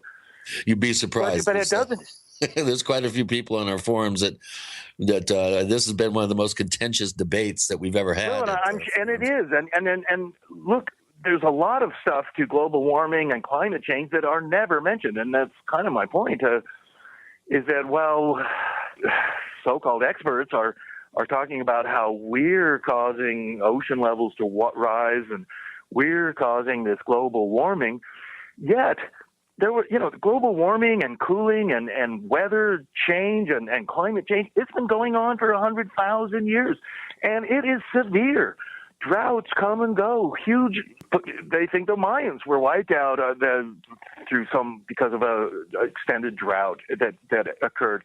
There were times in just like 1,000 years ago when the ice above Canada was minimal, and allegedly Vikings and other people could make that northern passage very easily. But now there's a lot of ice that appears. But so what caused all that? I mean, is mankind the cause of all climatic change? Certainly not. I mean, it couldn't be. And in fact, climate change is, it's severe in the past. And to ascribe it all to mankind is crazy. And so that's what I'm, while we might say that, over time there is some man-made climate change and global warming, but on the larger scheme of things, it can't be, it's nothing compared to what Mother Nature does and the kind of climate change that Mother Nature is able to create, whether it's an El Nino thing or, we can't explain why there's so much ice in Antarctica and why it melts sometimes. Yeah. One of the books the Earth obviously has some sort of internal thermostat, which heats up when it needs to and cools off when it needs to. I mean, that would be right. And look, all it takes is a few volcanoes in Indonesia and the Philippines or anywhere to go off, and we'll have global cooling on a huge scale. I mean, we won't have to worry about global warming at all. They called 1816, I think, was called the year without a summer, and it was because these volcanoes in the Philippines had gone off. And that year, the whole Earth cooled, and in North America, they hardly even had a summer that year. And, it has nothing to do with mankind or global warming. And so my real point is that you're going to sit there and watch TV, and they're going to show you all this evidence, and these experts will come on and tell you this and tell you that, and it's what they don't tell you, maybe, that really matters. Like, oh, well, the Earth goes through warming and cooling periods all the time, and there's nothing we can do about it. They don't tell you that part. So it's all selective, what we do. And this goes to everything, in archaeology, to pole shifts. I mean, they've got experts to explain anything. And from conspiracy angle, whether it's the JFK assassination or some other political assassination or even something like 9/11 or whatever, and buildings like Building 7 at that was never hit by an airplane, but it also collapsed. They have to explain all that somehow. And they do. They get experts, and sometimes they'll just take years to do it, but they'll eventually release some paper, and they'll say, yeah, this is how it happened. And Popular Science and all the news guys will jump on it. They'll say, yeah, now they've explained this, we have an answer, and everything's, case closed kind of thing. Well, you're opening up a big can of worms with World Trade Center number 7 there, Mr. Childress. Well, right. Well, all that kind of stuff. And I'm not trying to drum on any kind of a necessary conspiracy bandwagon either way. But my point is that people can explain anything. And while we're talking about cataclysmic pole shifts and things like that. But, yeah, there'll be some geologists who will say, yeah, there's something to all that. But there are other experts who say, oh, no, that never happens. And Earth, here's what most geologists want to tell you, and it's what insurance companies would probably rather you believe, and that is that changes in the Earth and the climate and geological change is painfully slow. It doesn't happen rapidly with giant earthquakes and tsunamis washing over continents. That's not what happens. No, Earth changes are slow, and occasionally a volcano goes off. Occasionally Kind and gentle change. Yeah, and we don't have to really worry about it. And in fact, what we really have to worry about is over hundreds of years, the ocean levels are going to rise, and some little atolls are going to, be underwater or something like that. Let's have a kind and gentle break. David Hatcher Childress is here with Gene and Chris. You're in The Paracast. Great minds think alike. The network for the independent-minded. The Genesis Communications Network. GCN. First came Attack of the Rockoids, and it was a critically acclaimed success. And now there is The Coming of the Protectors. A former military intelligence man is contacted by a space woman in a dream that turns out to be a nightmare because evil forces on her distant planet are planning to conquer the Earth. This is gripping science fiction of the classic kind. Attack of the Rockoids and The Coming of the Protectors. Find out more at rockoids.com. That's Rockoids, ROCKOIDS.com. So here's what happened. I was placing an order online. The site went down. It took hours before it returned, but I'd already placed the order with another company. If your site goes down, you could lose business. And if you have a business or personal site, you'll want to know it's easy to run and it will stay online. At iWeb, your site is hosted on one of the most reliable networks in the world. Talk to a sales rep at iWeb.com. Use the promo code TechNightOwl for a special discount. As the New World Order continues to tighten its grip on every facet of our lives, we're all asking ourselves, how can we maintain our independence? The answer is clear. Get prepared, and you get prepared now. Now the only question left is, where do we begin? My Patriot Supply is here to help. Call 800-247-3070 to get started with your 72-hour emergency food supply for only $10. We're even covering the cost of shipping. Are you willing to rely on the government and FEMA in the event of an emergency? Call 800-274-3070 to get started with your 72-hour emergency food supply for only $10. You won't be able to find this deal online, and there is a strict limit of 4 per caller, so don't wait. Call now, 800-274-3070. That's 800-274-3070. Call right now. Ouch! My back is out again. Hi, Dr. Ortman with Wellspring Spinal Care. If you're experiencing neck, mid, or lower back pain, this information is for you. One of the complaints that I hear is patients receive their typical adjustment, only having to repeat them as the pain returns. Putting the bones back in place is only half of the battle. At Wellspring Spinal Care, we have the entire solution. We use the NUCA approach, utilizing 3-dimensional x-rays and gentle touch technology to deliver specific correction. We then design a custom nutritional supplement program which provides essential nutrients targeting the areas of concern. With a NUCA approach and proper nutrition, you'll be on your way to a faster and more permanent recovery. To get you on the road to wellness, visit drortman.com. That's drortman.com, or call us today, 952-303-9124. That's 952-303-9124. Wellspring Spinal Care, chiropractic done right. We all know that Berkey Water Purification Systems are the most trusted name in water filtration. As an authorized Berkey dealer for over 6 years and serving thousands of satisfied customers, the Berkey Guy offers amazing specials for Berkey Water Filtration Systems. The Berkey Light Systems include a set of self-sterilizing and recleanable black purification elements that purify water by removing chlorine, pathogenic bacteria, cysts, and parasites to non-detectable levels and remove harmful chemicals such as herbicides and pesticides. Order the Berkey Light Systems system today, complete with 2 Black Berkey elements for only $231, and the Berkey Guy will ship your order free of charge. With the purchase of a Berkey Light, the Berkey Guy is also offering a set of fluoride and arsenic filters for only $39.99. That's over 30% off the retail price. Call the Berkey Guy at 1-877-886-3653. That's 1-877-886-3653. Or order online at GoBerkey.com. That's GoBerkey.com today.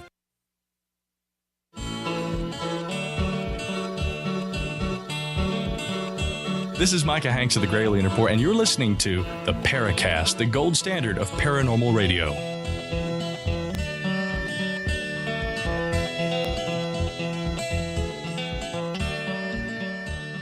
We have David Hatcher Childress here this week talking about ancient mysteries, climate change, which of course is very contentious, as you can see. And I don't know if we can pursue that much further. Chris, there were a lot of questions in our forums, and maybe we should get to some of them. But I want to ask you one thing which is also contentious, and that is there occasionally get criticisms on some of those books that maybe the editing could be tighter, the grammar and spelling. So what do you have to say about that? Well, I'm sure they could be. Yeah, when I read other books, I notice grammar and spelling and typos and things. So, I always think that, you could improve on probably just about anything you do, in my mind. No matter what you do as a book publisher, errors are going to get in there. Yeah, I think so. And I read all kinds of books from mainstream publishers and books that have been heavily edited and editors have been paid a lot of money to edit them, and then you still see mistakes and typos in them. Because I'm a publisher, I notice them and pick them out. And it's always a little satisfying when you see some Simon & Schuster book that's got typos or something in it. So, but those guys, major publishers, and it's more and more difficult to be a publisher these days, I think. Major publishers are going under. They're difficult to make money. Bookstores are fewer and far between. And paying editors and other people to, take 2 years to bring a book out. Books will always be around for sure. And there'll be bestsellers and blockbusters and major publishers. But the whole publishing industry is changing. And more, we're seeing really self-published books and ebooks and things like that. I think there's actually, like magazines too, there's actually more magazines and things. And it's to me, it's great. Everybody can suddenly be a publisher. Whereas 20 years ago, you couldn't really publish your own book or something like that very easily and get it out there. But today you can, and in my mind, that's a good thing.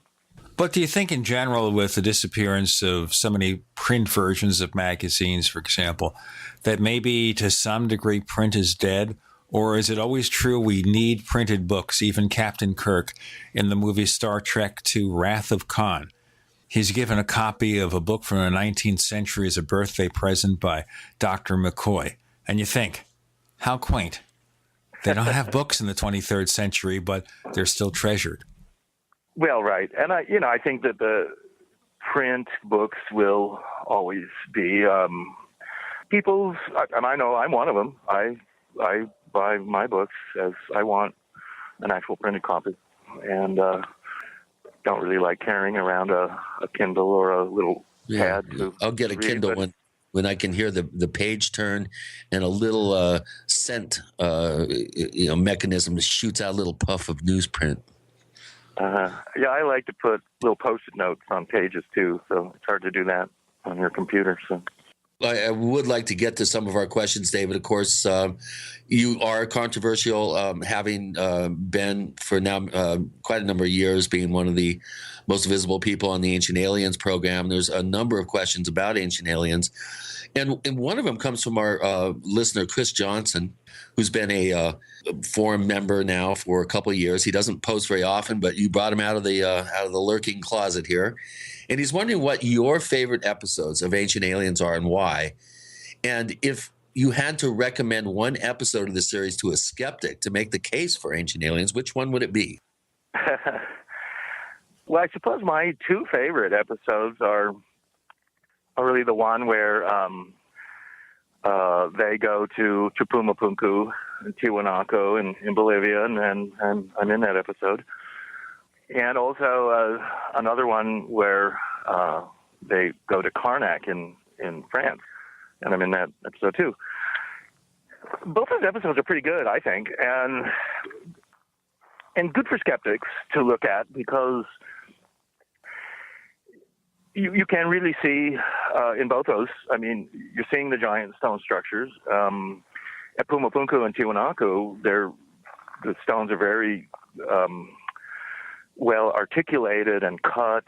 And of course, in the episode, we're speculating that they're using power tools and even that they're using like CAD programs to create these H blocks and things like that.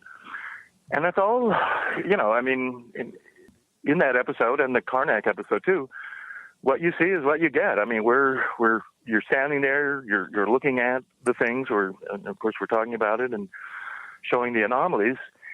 But, and in the case of Karnak, we have all these giant stones, rows of them. And with Karnak, mainstream archaeologists, I mean, they have no explanation. And we talk about it in that episode. They have no explanation at all. They can't explain it. They don't know why anyone would have done this. They don't know what it's for. They don't know who did it. I mean, there's literally thousands of menhirs, blocks of stone that are, I mean, yeah, they're weighing 100 tons, even 200 tons. And why they would have done this, put it up. I mean, they've gone through a lot of effort, but even the mainstream archaeologists, when I was there, I was talking to the French archaeologist of the site, and it was a woman, and I asked her what their explanation was. Anyway, and this right before we started filming the episode, and she said, "Well, we have none. We don't, we cannot explain it." So, anyway, to me, those are both good episodes. And what skeptics really, and to me, there's nothing wrong with being a skeptic. What the skeptics do need, I think, to focus on when they see some of these episodes is just to simply realize that archaeologists don't actually have the answers for these things. Some things are just utterly a mystery of the who, the how, the what, then the when of doing things. And the Ancient Aliens show, or me and my books or whatever, I mean, we are trying to offer some kind of explanation. It's not the mainstream one. I mean, but the mainstream, in many cases, I mean, they don't have any explanation at all. In the case of Tiwanaku and Pumapunku, their explanation is that it's some cult center, some Indians. Yeah, but why would they carve those H blocks, which we would have a hard time doing today? It just makes no sense to me. I mean, how do they explain again, that? why? What's the motivation? Why are they doing that?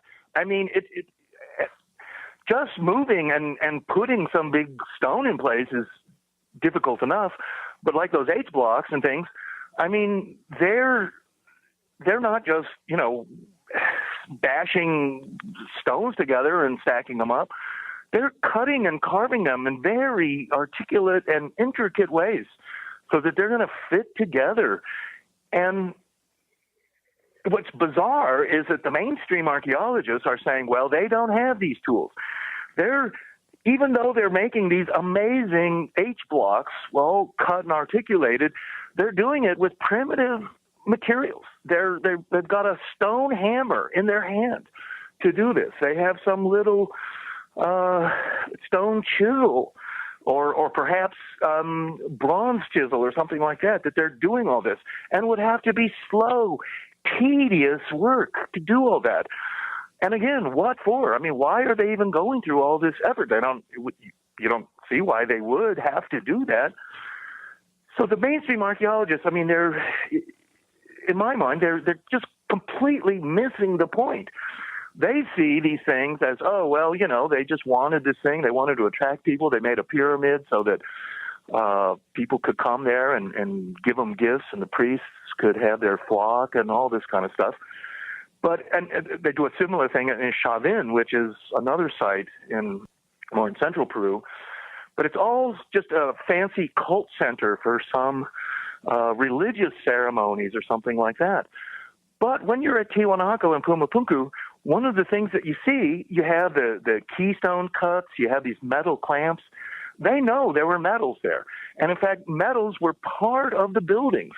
And the keystone cuts, which are these double T-shaped cuts, and in some cases, sometimes they're like an hourglass, and then molten metals are poured in there.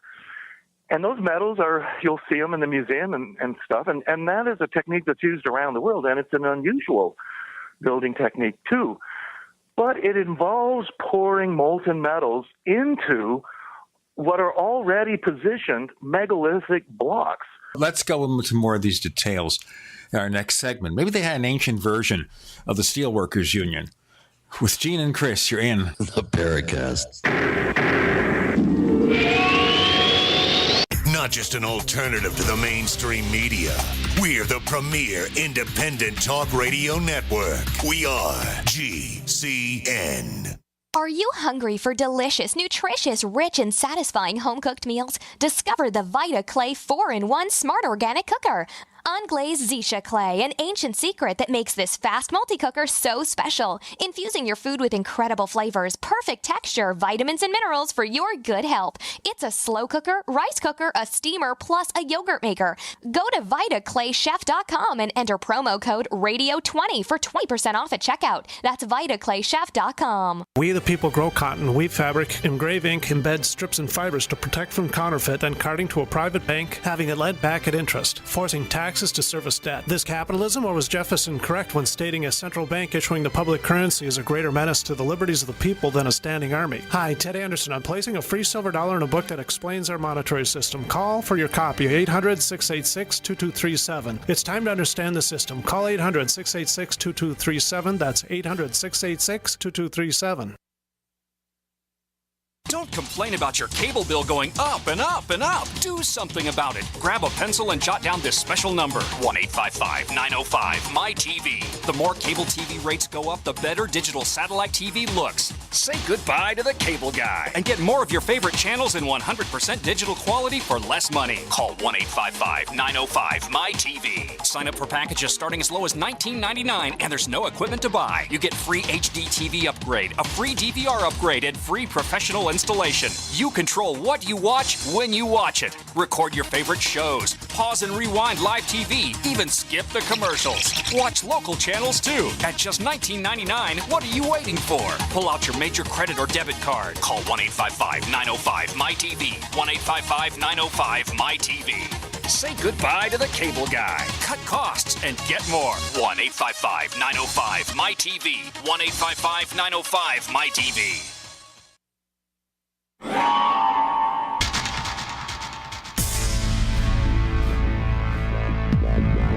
Welcome back to the Paracast, the gold standard of paranormal radio.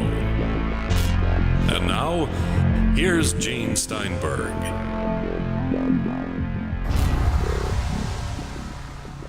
We have David Hatcher Childress joining Gene and Chris. Remember to go to plus.theparacast.com, plus.theparacast.com, where you learn about the Paracast Plus. We give you the exclusive After the Paracast podcast, and then teach you how to say that 5 times fast. We also have a high-resolution audio copy of our show with the network ads omitted. More stuff coming, a video channel and everything, plus.theparacast.com. Sign up, and if you order a 1-year or 5-year subscription, you get a copy of the ebook version of Stalking the Tricksters free. We have David Hatcher Childress trying to discuss the construction techniques of the ancients using molten metal. They were able to do that? Well, right. And I mean, that's kind of my point, is that these structures, these places, specifically in this instance, Tiwanaku and Pumapunku, they're really metallurgical centers. Rather than being some cult center and religious center that's so fancy with artificial lakes and rivers that are diverted and all kinds of stuff, huge structures as well. The whole area itself is, in my mind, it's a metallurgical plant. And of course, in that area, there are lots of metals. The Andes is a great mining area, and Tiwanaku was known to have sheets of gold that were like literally wallpapered some of the walls and stuff like that. So it was really a fabulous gold city of metals, of bronze, and that's technology right there.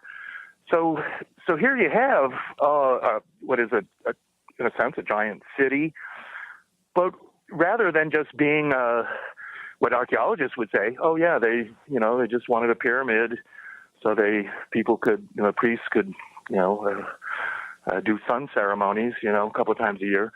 But in reality, I mean, they're just missing the whole point, which is this: there had to be a huge metallurgic processing plant somewhere to process. You've got to wash the ores, then you've got to heat them. You have to have kilns. There are these towers that are all around Lake Titicaca. Archaeologists say they're burial towers. Yet these towers that could have easily have been the kilns for you need charcoal. You've got literally have to make these super hot furnaces. You then melt the ore. Then you've got to mix alloys together in order to create bronze and whatnot. So rather than having just some simple people trying to create a cult center, what you have instead is a Bethlehem steelworks that's with a foundry, and you've got molten metals, you've got raw ores, you've got to have charcoal and kilns. And in the end, you have all of these ironsmiths and goldsmiths bashing out gold plates and literally chisels and other metal artifacts out of bronze. And they're pouring it into the blocks and using that for that to hold the blocks together. So the evidence. Yeah, when I go to Tiwanaku, I'm seeing a giant metal foundry, but archaeologists don't see that at all. But what happened to all the metal, the fabricated objects, the tools, the things that were being created at this complex? I mean, why don't we have any evidence of that? Well, there is evidence, and if you go to the museum at Tiwanaku, you'll see some of those, but most of them are gone. I mean, the whole place has been looted, and in fact, essentially, again, if you're just a wandering tribe moving through the Andes and you come across the ruins of this giant city, and Tiwanaku is completely, utterly destroyed through some cataclysm, earthquakes, and literally a tidal wave from Lake Titicaca that wiped it out. So the buildings they're huge, they've come down. And so because some of the walls are destroyed, you'll see some of these metal clamps. But if you're a wandering tribe, you're going to take those metal clamps. You'll pry them out, and then you'll hammer it into a knife or a sword or a spearhead or something like that. The ones that they find are ones that are buried. And because this tidal wave wiped out Tiwanaku and Pumapunku, much of it's just buried under literally 20 feet of mud and muck. So as they dig that out, they'll then find blocks of stone that have the metal pieces in them, and they're still there. And so you will see some in the museum. But gold metal is so valuable, and whenever somebody especially to a Stone Age civilization. Well, that's right. Well, okay, let's move on here a little bit because we need to get to some of these questions. We do have a couple of questions about your latest book, which was on the Vimanas, which are the ancient aircraft of India, and a couple of people have kind of scratching their heads and they're wondering. In one of your questions here, it says in your work on Vimanas, you draw heavily on the Vaimanika Shastra work psychically channeled and written down in post-World War I years. The question is, what are your reasons for treating it as a genuinely ancient text, which I'm not sure you do. This is a question from Bonaventure.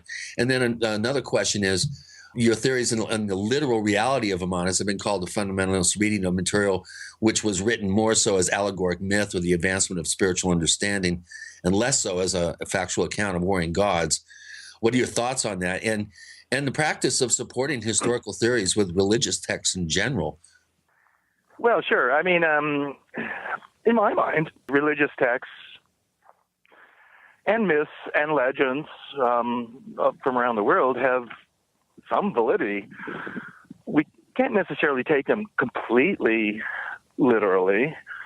And, I mean, I think it's fair to assume, although many people do take everything in the Bible or the Quran or Bhagavad Gita or Ramayana completely literally. I mean, this is, and that's a scary thought.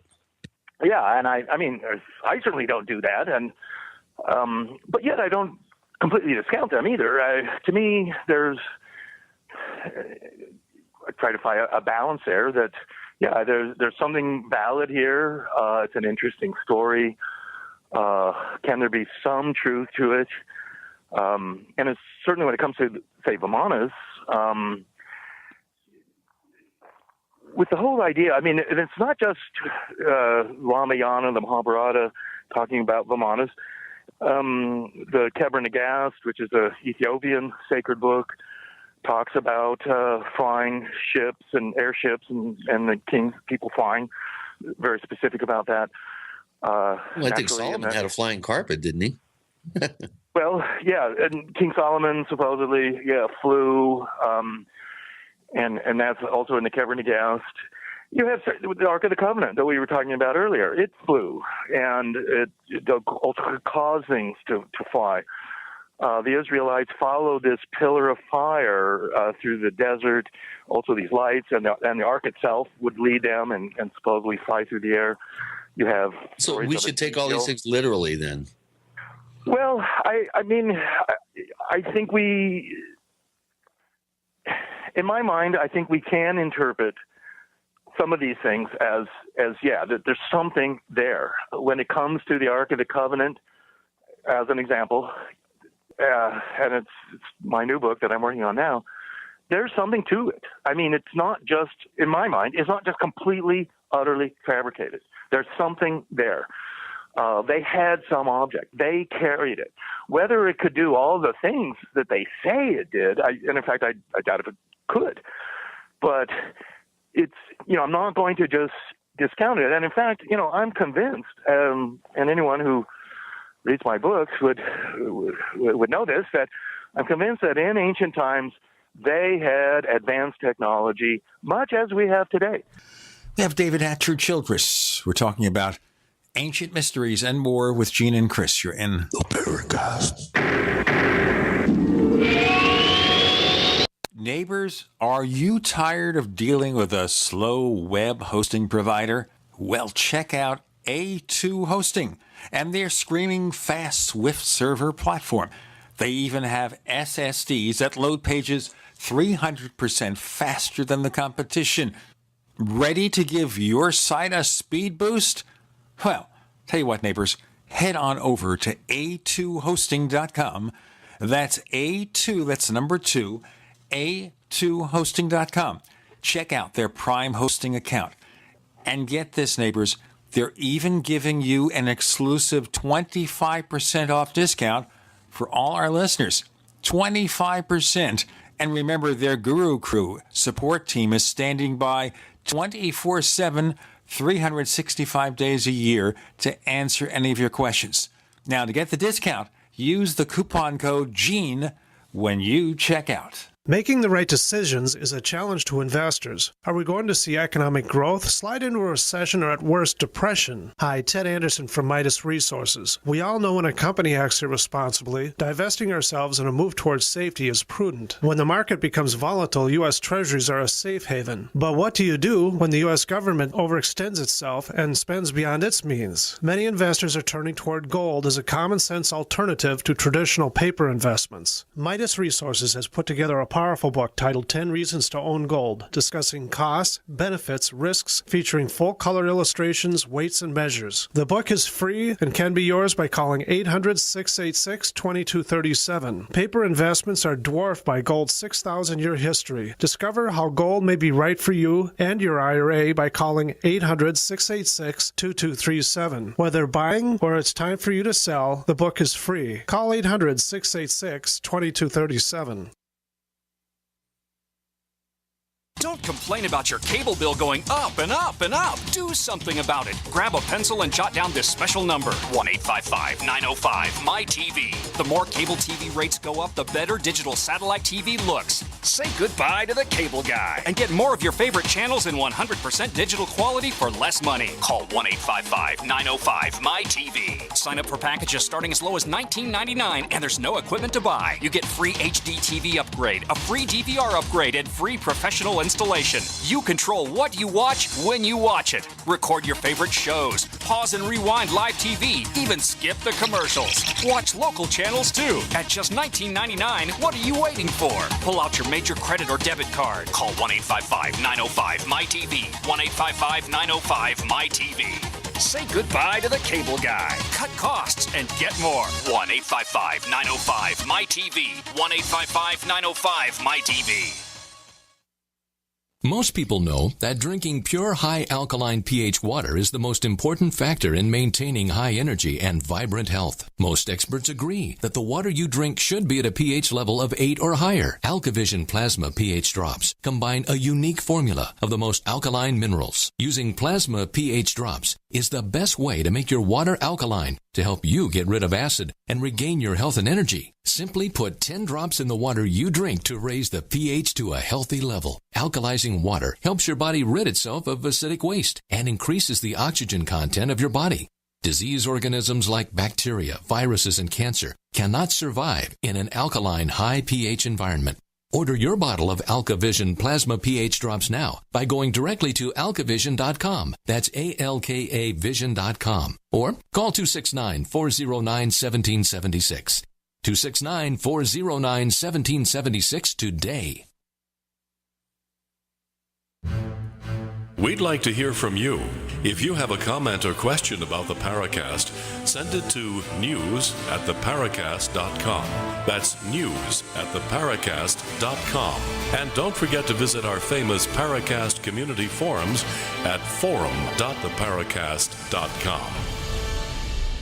With Gene and Chris, we have David Hatcher Childress, adventurer, man about town. No, is that true? No, I don't think it's true. Let's continue discussing the ancient mysteries. So the point here, I gather, is that traditional archaeologists, David, are trying to, whether it's done with Swiss cheese logic or anything, find a conventional explanation for everything that people like you report in terms of things that show advanced technologies. They're assuming it can't, so let's twist it around to find ways that it fits. Is that what's happening here?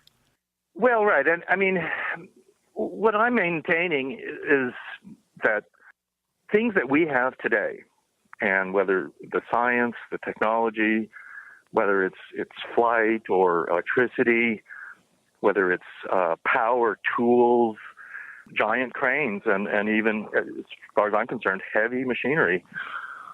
We have it today, and there's no reason why in ancient times people couldn't have had those things too. When you look at technology, no evidence. In order to have heavy cranes and large mechanical devices, I mean, there would be at least some evidence of this, and we have absolutely none.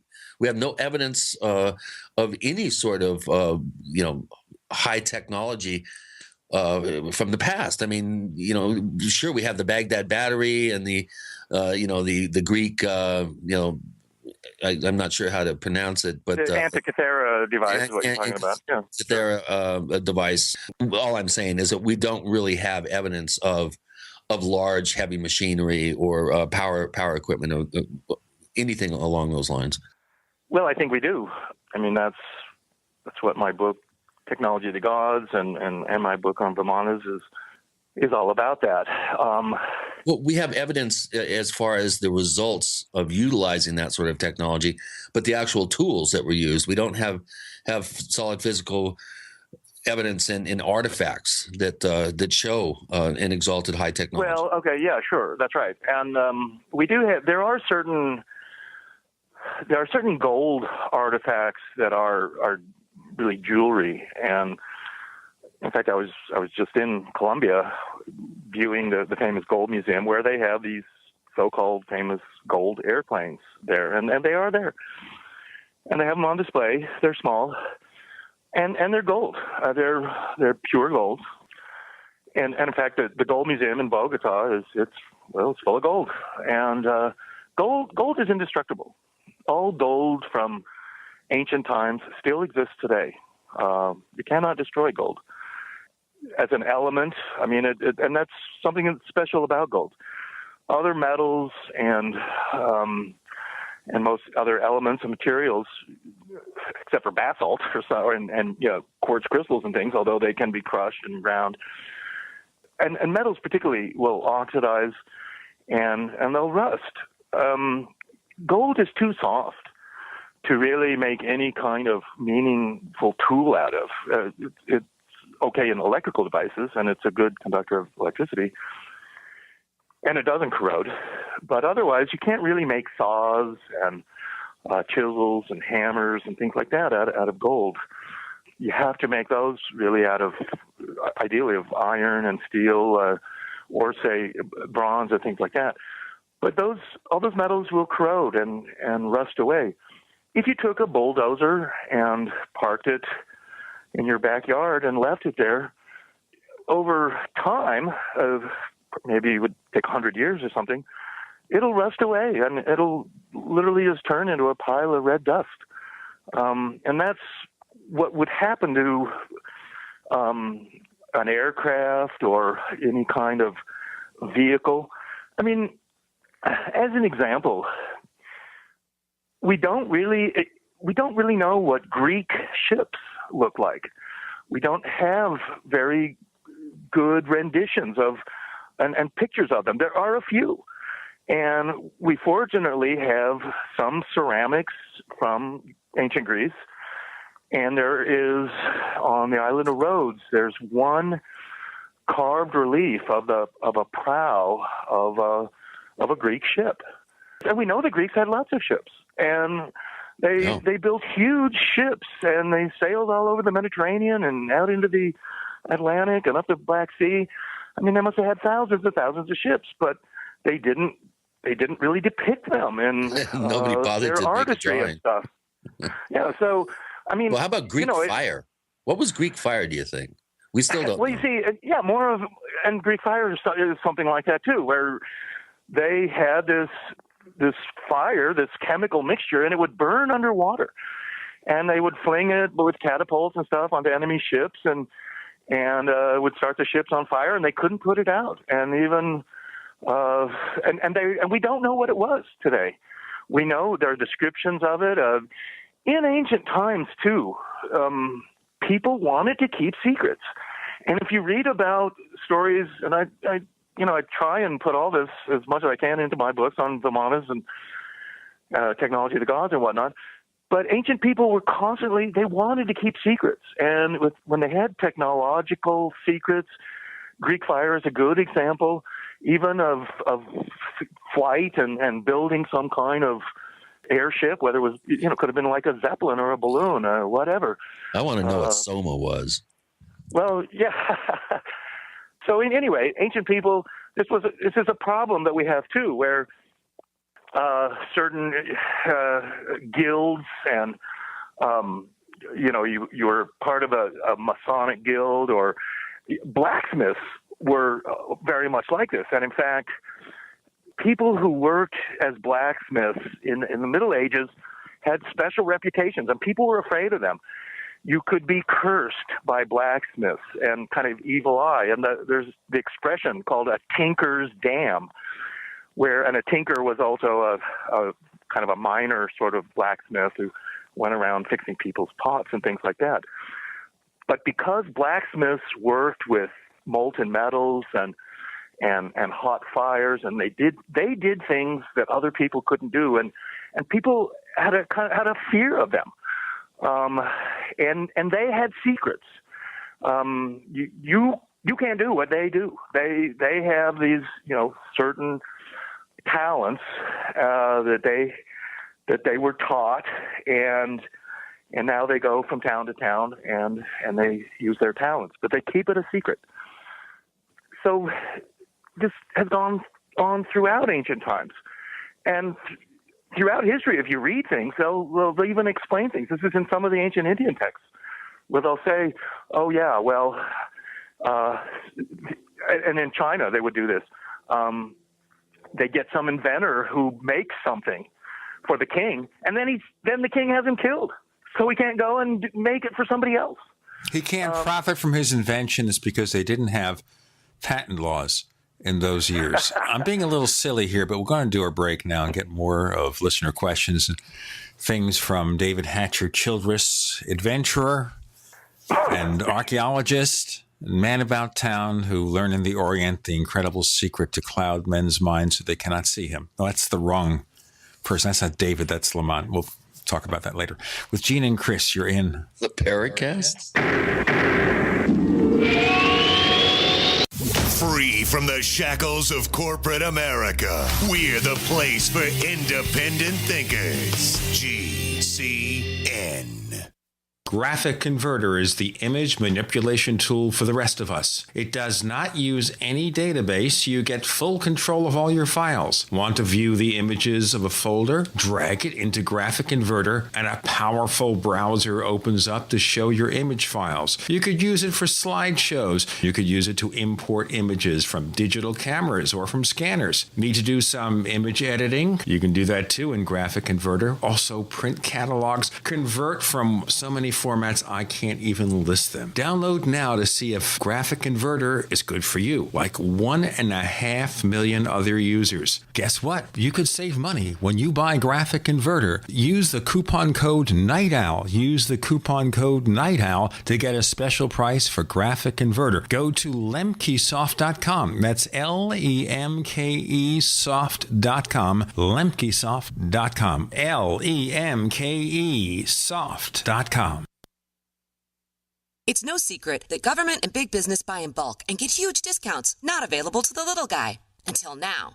Introducing a breakthrough crowd buying website where people can join together, buy in bulk, and get massive discounts on millions of popular products. It's TogetherSave.com. TogetherSave.com. You can save 20, 30, or even 50% off tablets, smartphones, cars, appliances, textbooks, sports equipment, video games, and much more. All with free delivery. Check it out. TogetherSave.com. Visit now and start group buying today at TogetherSave.com.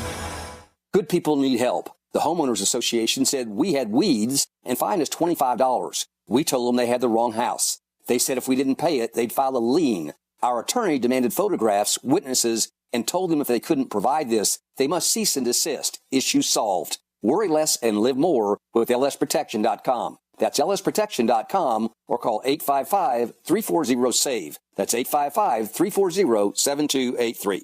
Results will vary from case to case. What good is a Big Berkey water filter? We get that question a lot here at BigBerkeyWaterFilters.com. And in a word, the answer is protection. Protection from water main breaks, E. coli contamination, environmental chemical spills, pesticide runoff, chlorine taste and smell, and all forms of fluoride. Plus, Big Berkey water filters are the original gravity water filter system and most trusted on the market for a reason. Tested by multiple independent NSF EPA certified labs, they They are the gold standard in water purification. At only 1.7 cents a gallon, a single set of filters can last for 5 to 10 years. That means big savings. Big Berkey, the one that's powerful enough to purify stagnant pond water. Get a Big Berkey today at BigBerkeyWaterFilters.com. GCN listeners receive 5% off all ceramic filter systems. Visit our website or call 1-877-99-BERKEY. That's 877-99-BERKEY. Big Berkey Water Filters, for the love of clean water. Extend your life with Extendovite. Here is what one doctor has to say about Extendovite. I would like to thank you, Don, for making my job so much easier, because your products just make it so simple, right? To fool around with a lot of exotic things that don't work, we can just put them on your product and things start to work almost right away. I've had dozens of patients with heart problems who have corrected them, and what it's doing, there's so much garlic in there that has a yeast-killing effect. The yeast is a big problem in the gut, pushes the liver hard. It also has metal chelating effect, and most of the other herbs in there I find that strengthen the arteries. They help to neutralize free radicals. Your remedy close to what we do in our program as you can get as far as one supplement goes. It's working on the gut, it's working on the liver, it's working on the arteries. What more can you ask for? To get your Extendovite, call 1-877-928-8822 or visit heartdrop.com. Extend your life with Extendovite.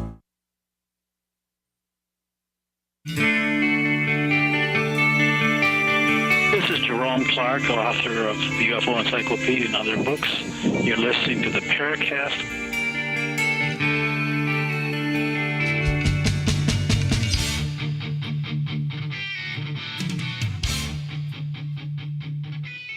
I know that David Hatcher Childress is going to try to find some ancient Indian curse or something after I said some silly things. If he doesn't, I'll help him. Both of you. Okay, here's one. I got a good question for you. What are some of the most exciting discoveries in the fields of archaeology and ufology over the past few years that intrigue you the most? That one comes from our poster, Psychedelic Alchemist. So most exciting discoveries in the fields of ufology and archaeology in the past few years. Anything kind of jump out? You know, the next issue of our magazine, World Explorer, has a couple of interesting articles in it, and one of them is about this place in Indonesia called Padang Gunung, and it is this basalt mountain, like Nan Madol, of all these prismatic basalt stacked up on this huge mountain.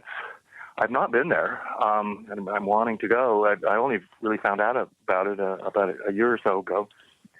But they're dating it to around 20,000 BC. It's apparently man-made, and it's intriguing to me because it's like Nan Madol in the Micronesian island of Ponape, where it's what would appear to be millions of tons of basalt. Wow, that would be the oldest archaeological site on the planet that we've discovered. It would be. I mean, this would be 10,000 years older than Göbekli Tepe, say, which is the one they're saying is the oldest at this point. And I've always been intrigued with Indonesia and kind of Pacific Islands there. That is where the banana originated. And bananas are kind of a weird thing, since we're talking about ancient civilizations and whatnot. Bananas are all over the world, and they're mysterious. They're a complete food. Bananas are thought to have originated in northern Australia, New Guinea, the very eastern part of Indonesia. And bananas are a tallest grass. Any banana plant is only a year old. It makes one bunch of bananas, and it's a seedless fruit. Bananas are one of the few foods that you can completely live on. And it's some kind of genetically engineered food from 10 to 20,000 years ago, and it's coming out of Indonesia apparently. And a banana, you cannot plant a banana. There's no seed in a banana. Grasses have to reproduce either by seed or from tubers in the ground. And that's how bananas have to reproduce. You cannot plant a banana. But yet bananas are all over the world. They're in remote islands. They're in remote jungle areas of South America. They're in remote jungle areas of Africa. They're on virtually every island in the Pacific and throughout Indonesia and Asia. It's the world's most popular fruit, the banana. Yeah. And it's something we eat every day, practically. And we don't really know where it comes from. Yeah, but and plant botanists, they can't explain it. In nature does not create a seedless fruit. That has to be genetically engineered. Sometime, over 10,000 years ago, it would seem that someone genetically engineered perhaps ancient aliens, engineered the banana and then distributed it all over the world. That was quite magnanimous of them. That was very nice of them to do that. Yeah, bananas and sunflower seeds are the only two things that you can eat, only them, and survive on, to my knowledge. Is that right? Okay. Yeah, sunflower seeds is another one. There's a fruit in Peru called the chirimoya fruit, and it's a kind of a little bit like a pear. Supposedly, it too is very nutritious, and you can completely. As far as plants, and it has seeds, by the way. There's a lot of fat boys out there and college dudes that think that they plant their bananas all over the place, but. But anyway, I like to bring up bananas because there's something so familiar to us. We consume so many bananas, all of us, and yet we don't realize how mysterious. The banana itself is unexplained. So these things are all around us, and it's kind of my point when we were talking about Vimanas or where's the evidence of any ancient technology or whatever. In many ways, it's all around us, but we have to look at it and know what we're looking at. And when you start, as the modern archaeologists do, with just a basic assumption that's wrong, which is that ancient man was primitive. They didn't have tools. They didn't go anywhere. They didn't like to travel. And they did everything with brute force and as simply as they could. And yet, that's just a wrong assumption, and in my mind. So basically, your supposition here is, let's find out how they did it, rather than assume they must have done it in some very primitive way. Well, right. And in a way, what I'm also saying is finding the right expert to explain things is also what's important. And in Egypt is a good example. When you go and you see the giant structures there, starting with the Great Pyramid, but there's plenty of stuff in Egypt. There's just so much, including the obelisks and everything. But when you're an Egyptologist and you've got your PhD from various universities and you've learned who all the pharaohs are and the dynasties, and you've even learned how to read some hieroglyphs and all that kind of stuff. But the thing that you're not an expert on is engineering and architecture. And, you haven't gone to school to learn how to build giant buildings, and from an engineer's perspective, you haven't gone to school to figure out how the Lincoln Memorial is going to be quarried and moved and built. That's not something that you've learned. So you're not an expert. You're an Egyptologist. You're an expert on the pharaohs of Egypt, but you're not an expert on quarrying buildings, moving giant blocks, and then, what it would take to run a construction crew and build, say, the Great Pyramid. You don't know what you're talking about. But this is the problem. When you talk to Egyptologists, they think they do know what they're talking about. They think they're engineers. They think that they're architects. And they'll say, oh, well, the Pharaoh just ordered his guys to drag all these blocks up here and build a giant tomb for him, It's that simple. That's what they'll say. But they don't say, oh, well, here, let's ask this engineer over here from the University of Cairo what he thinks. No, they don't say that. And that engineer from the University of Cairo, he's not going to say, he'll be nonplussed. He will say, I can't tell you how they did this. I don't know. I can't explain it.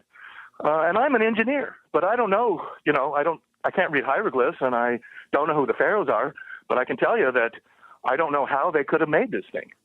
So this is the problem, is that a lot of the experts they're not experts. And they won't go to the people who are the experts, because those people will give them answers and questions that they don't want to hear, such as, we can't explain this. We don't know how they would do it. So this, You're saying it's kind of like going to a soccer goalie and asking him how to throw a major league fastball. Well, and it's, you're smart. You're actually a smarter person if you realize you don't know very much. Yeah. When you think you know all kinds of things that you don't actually know, you're showing you're dumb, really, because you don't realize that you're stupid and you don't know all these things. You have a bigger ego than your knowledge base. Well, let's move on real quick here. I got a question from Oakenwolf. We have been posting questions to our guests from him from time to time, and he's come out of the woodwork for this one. It's been a while since we've seen him, but one site that's always interested him, and he has yet to visit it, is American Stonehenge. He's wondering who really built it and for what reason, and also any thoughts that the Celtic Druids could possibly have come over to America at any point. With David Hatcher, Childress, and Gene and Chris, you're in the Paracast. Not just an alternative to the mainstream media.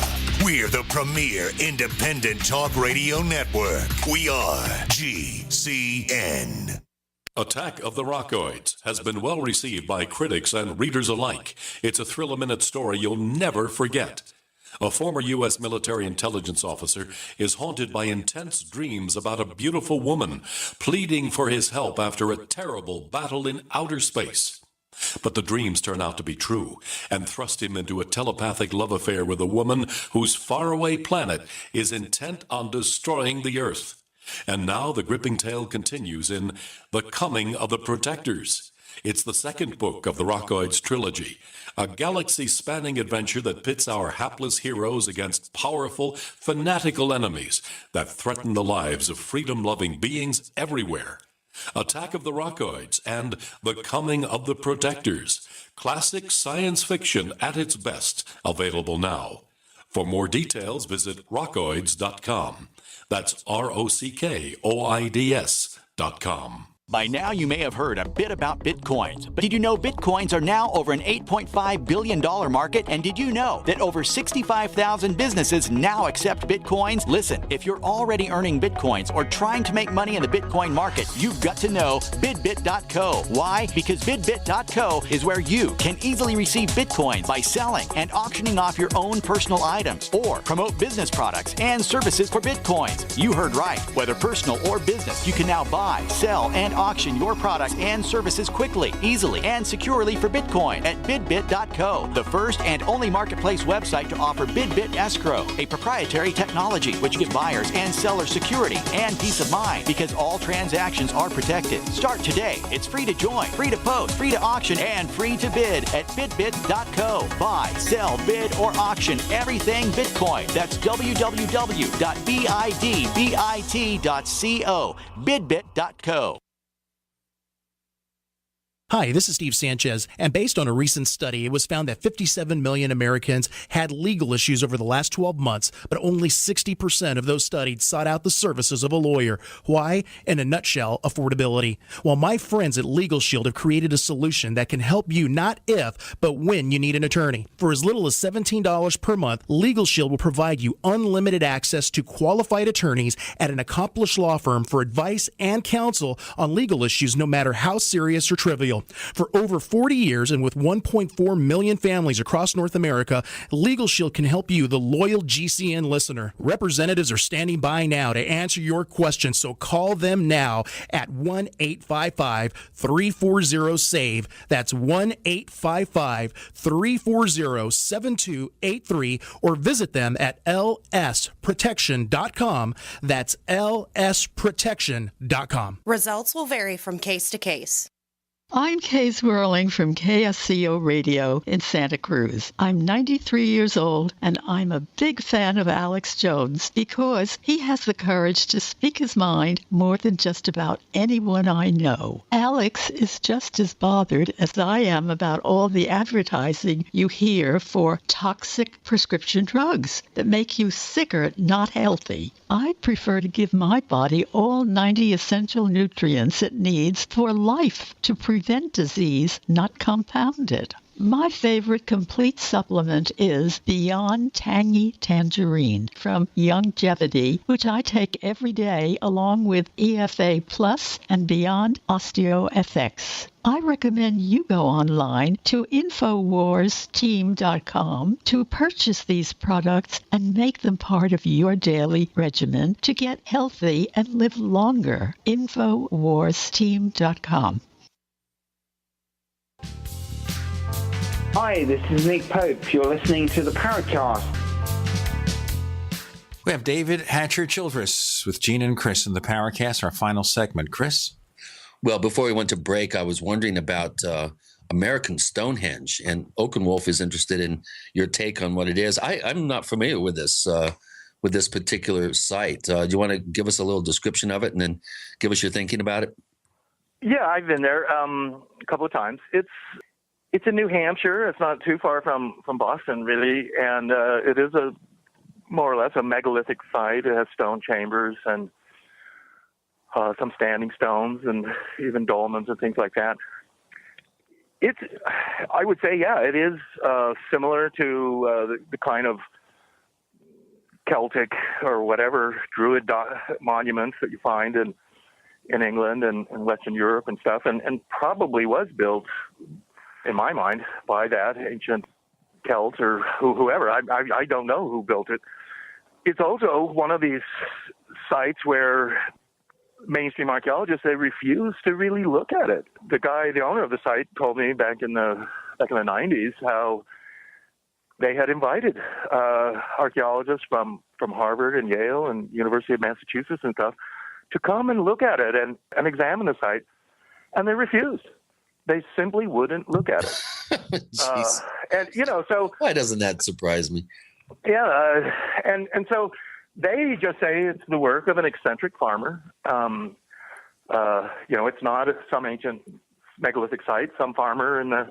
Well, is it lined up astronomically like the Wilshire Stonehenge? I mean, does it have, does on the winter solstice, does the sun shine all the way down to the back of the wall or something like that? Or Well, yeah, stuff like that goes on there, and there's standing stone supposedly lines up with winter solstice and the equinoxes or something like that. So yeah, there probably is some archaeoastronomy thing there, I would think.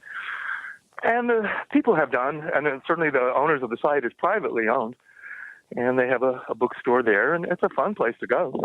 But again, the mainstream archaeologists, I mean, they won't even look at it, according to him. I mean, they just refuse to even consider this. So you have... Isn't that intellectually dishonest? Well, and a lot of it is, it's kind of what we were talking about earlier about history and how history is his story. It's not her story or their story. And today, history is engineered. By controlling the past and what we think of the past and in a sense who we are and where we've been and where we're coming from, by controlling all that, we can control the future in a sense. One of the things that's been going on in my mind in the last 100 years or something is that history's been made politically correct. And it's kind of a problem where, yeah, all these bad things didn't really happen in history, particularly what was going on, say, with Native Americans originally, and apparently North America, particularly the area of the United States, was completely depopulated by wars around 1200 AD. And there's evidence that really Siberian tribes, what they call Dine and non-Dine speakers, swept, and they're Siberians, really. They coming from over this.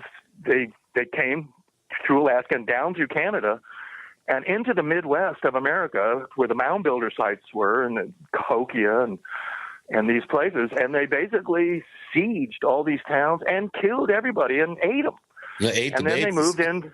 Jesus. Yeah, they were cannibals too, and they were warlike tribes, and then they moved into the Southwest, and they're basically the Apache Indians, and I mean they're the Siberian speakers, and they didn't come 10,000 years ago across the Bering Strait. Yeah, they were chased out of came around Mongolia by 1200 Genghis AD. Khan. Yeah, they're like total newcomers to the Americas, and they had their teepees, and in fact, in Siberia and Mongolia and stuff, people have exactly the teepees and the travois, those little carriers. I mean, everything that we associate with North American Indians and their lifestyle is how the Siberians and people still live today. The yurts and tents, this is how they lived. But so as a result, North America, really, at the time of European expansion into the Americas, North America had been completely decimated, and the tribes living there lived basically in the Stone Age. Even though in older times they had metals, they had all this copper from the Michigan Lake Superior and northern Michigan, and there tons and tons of copper, pure copper, came out of there. And in fact, archaeologists don't know where it went, all that copper. There was so much metal. And in Europe at that time, they actually had the Copper Age, and everybody had copper and was running around in British Isles and Mediterranean and Europe looking for tin. Yeah, and they had the tin. There were copper mines up in Wales and stuff like that, but they don't know where a lot of the copper came from, and it probably came from North America. Wherever you have to see the highways of any continent, look at the river system, and that's just what we have in North America too. The Mississippi, the Ohio valleys, and the whole idea that ancient people didn't cross the Gulf of Mexico like the Mediterranean. In the Mediterranean itself was a perfect highway for trade and people in boats and all the port cities all around the Mediterranean. Well, David, we're going to have to wrap it up here. I mean, that's I think a good place to end, so that when you come back, we can pick this up where we left off today. Thank you so much for being on the show. I know you're a busy guy, and you don't do radio normally, and I really appreciate you coming on, answering some of our listeners' questions. I want to just mention before we go here that I have my brother Brendan, who I'm very, very close to, is really going through a major health crisis right now. And all our listeners out there is a power in coherent thought from groups of people. And if you're listening to this, I would really like you to send out some positive vibes and a prayer possibly to my brother. He's in the hospital in Albuquerque. He's undergoing treatment for a bad esophageal tumor.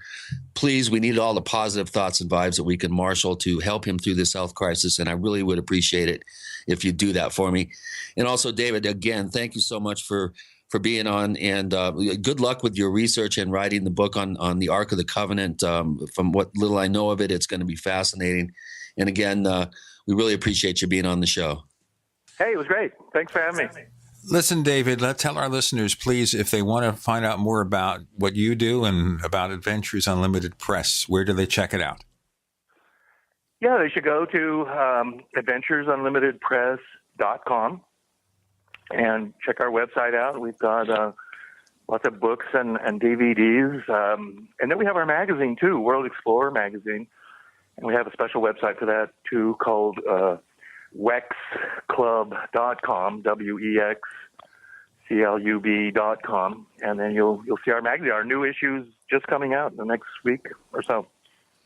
You can find us on Twitter. We're known as The Paracast. Check out The Paracast on Twitter. Follow us. Maybe we'll follow you. We also have 2 official Paracast fan clubs over at Facebook. We're told if we get rid of one of them, we can't just combine the contents. It disappears. That's how Facebook works. We also like you to visit plus.theparacast.com, plus.theparacast.com.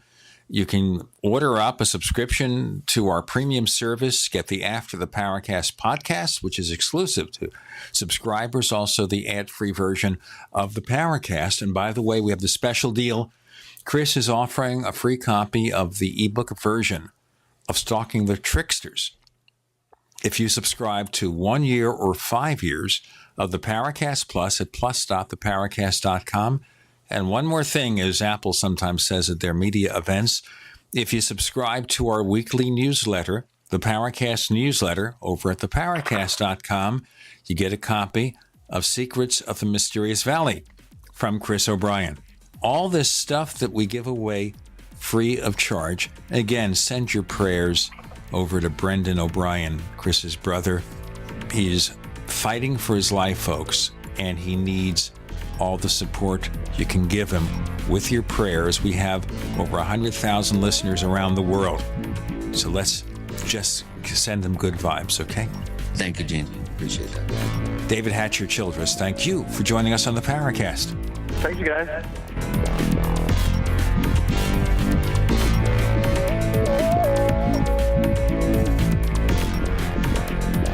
The Paracast, featuring Gene Steinberg and Christopher O'Brien, is a copyrighted presentation of Making the Impossible, Incorporated. Tune in next week for a new adventure in The Paracast.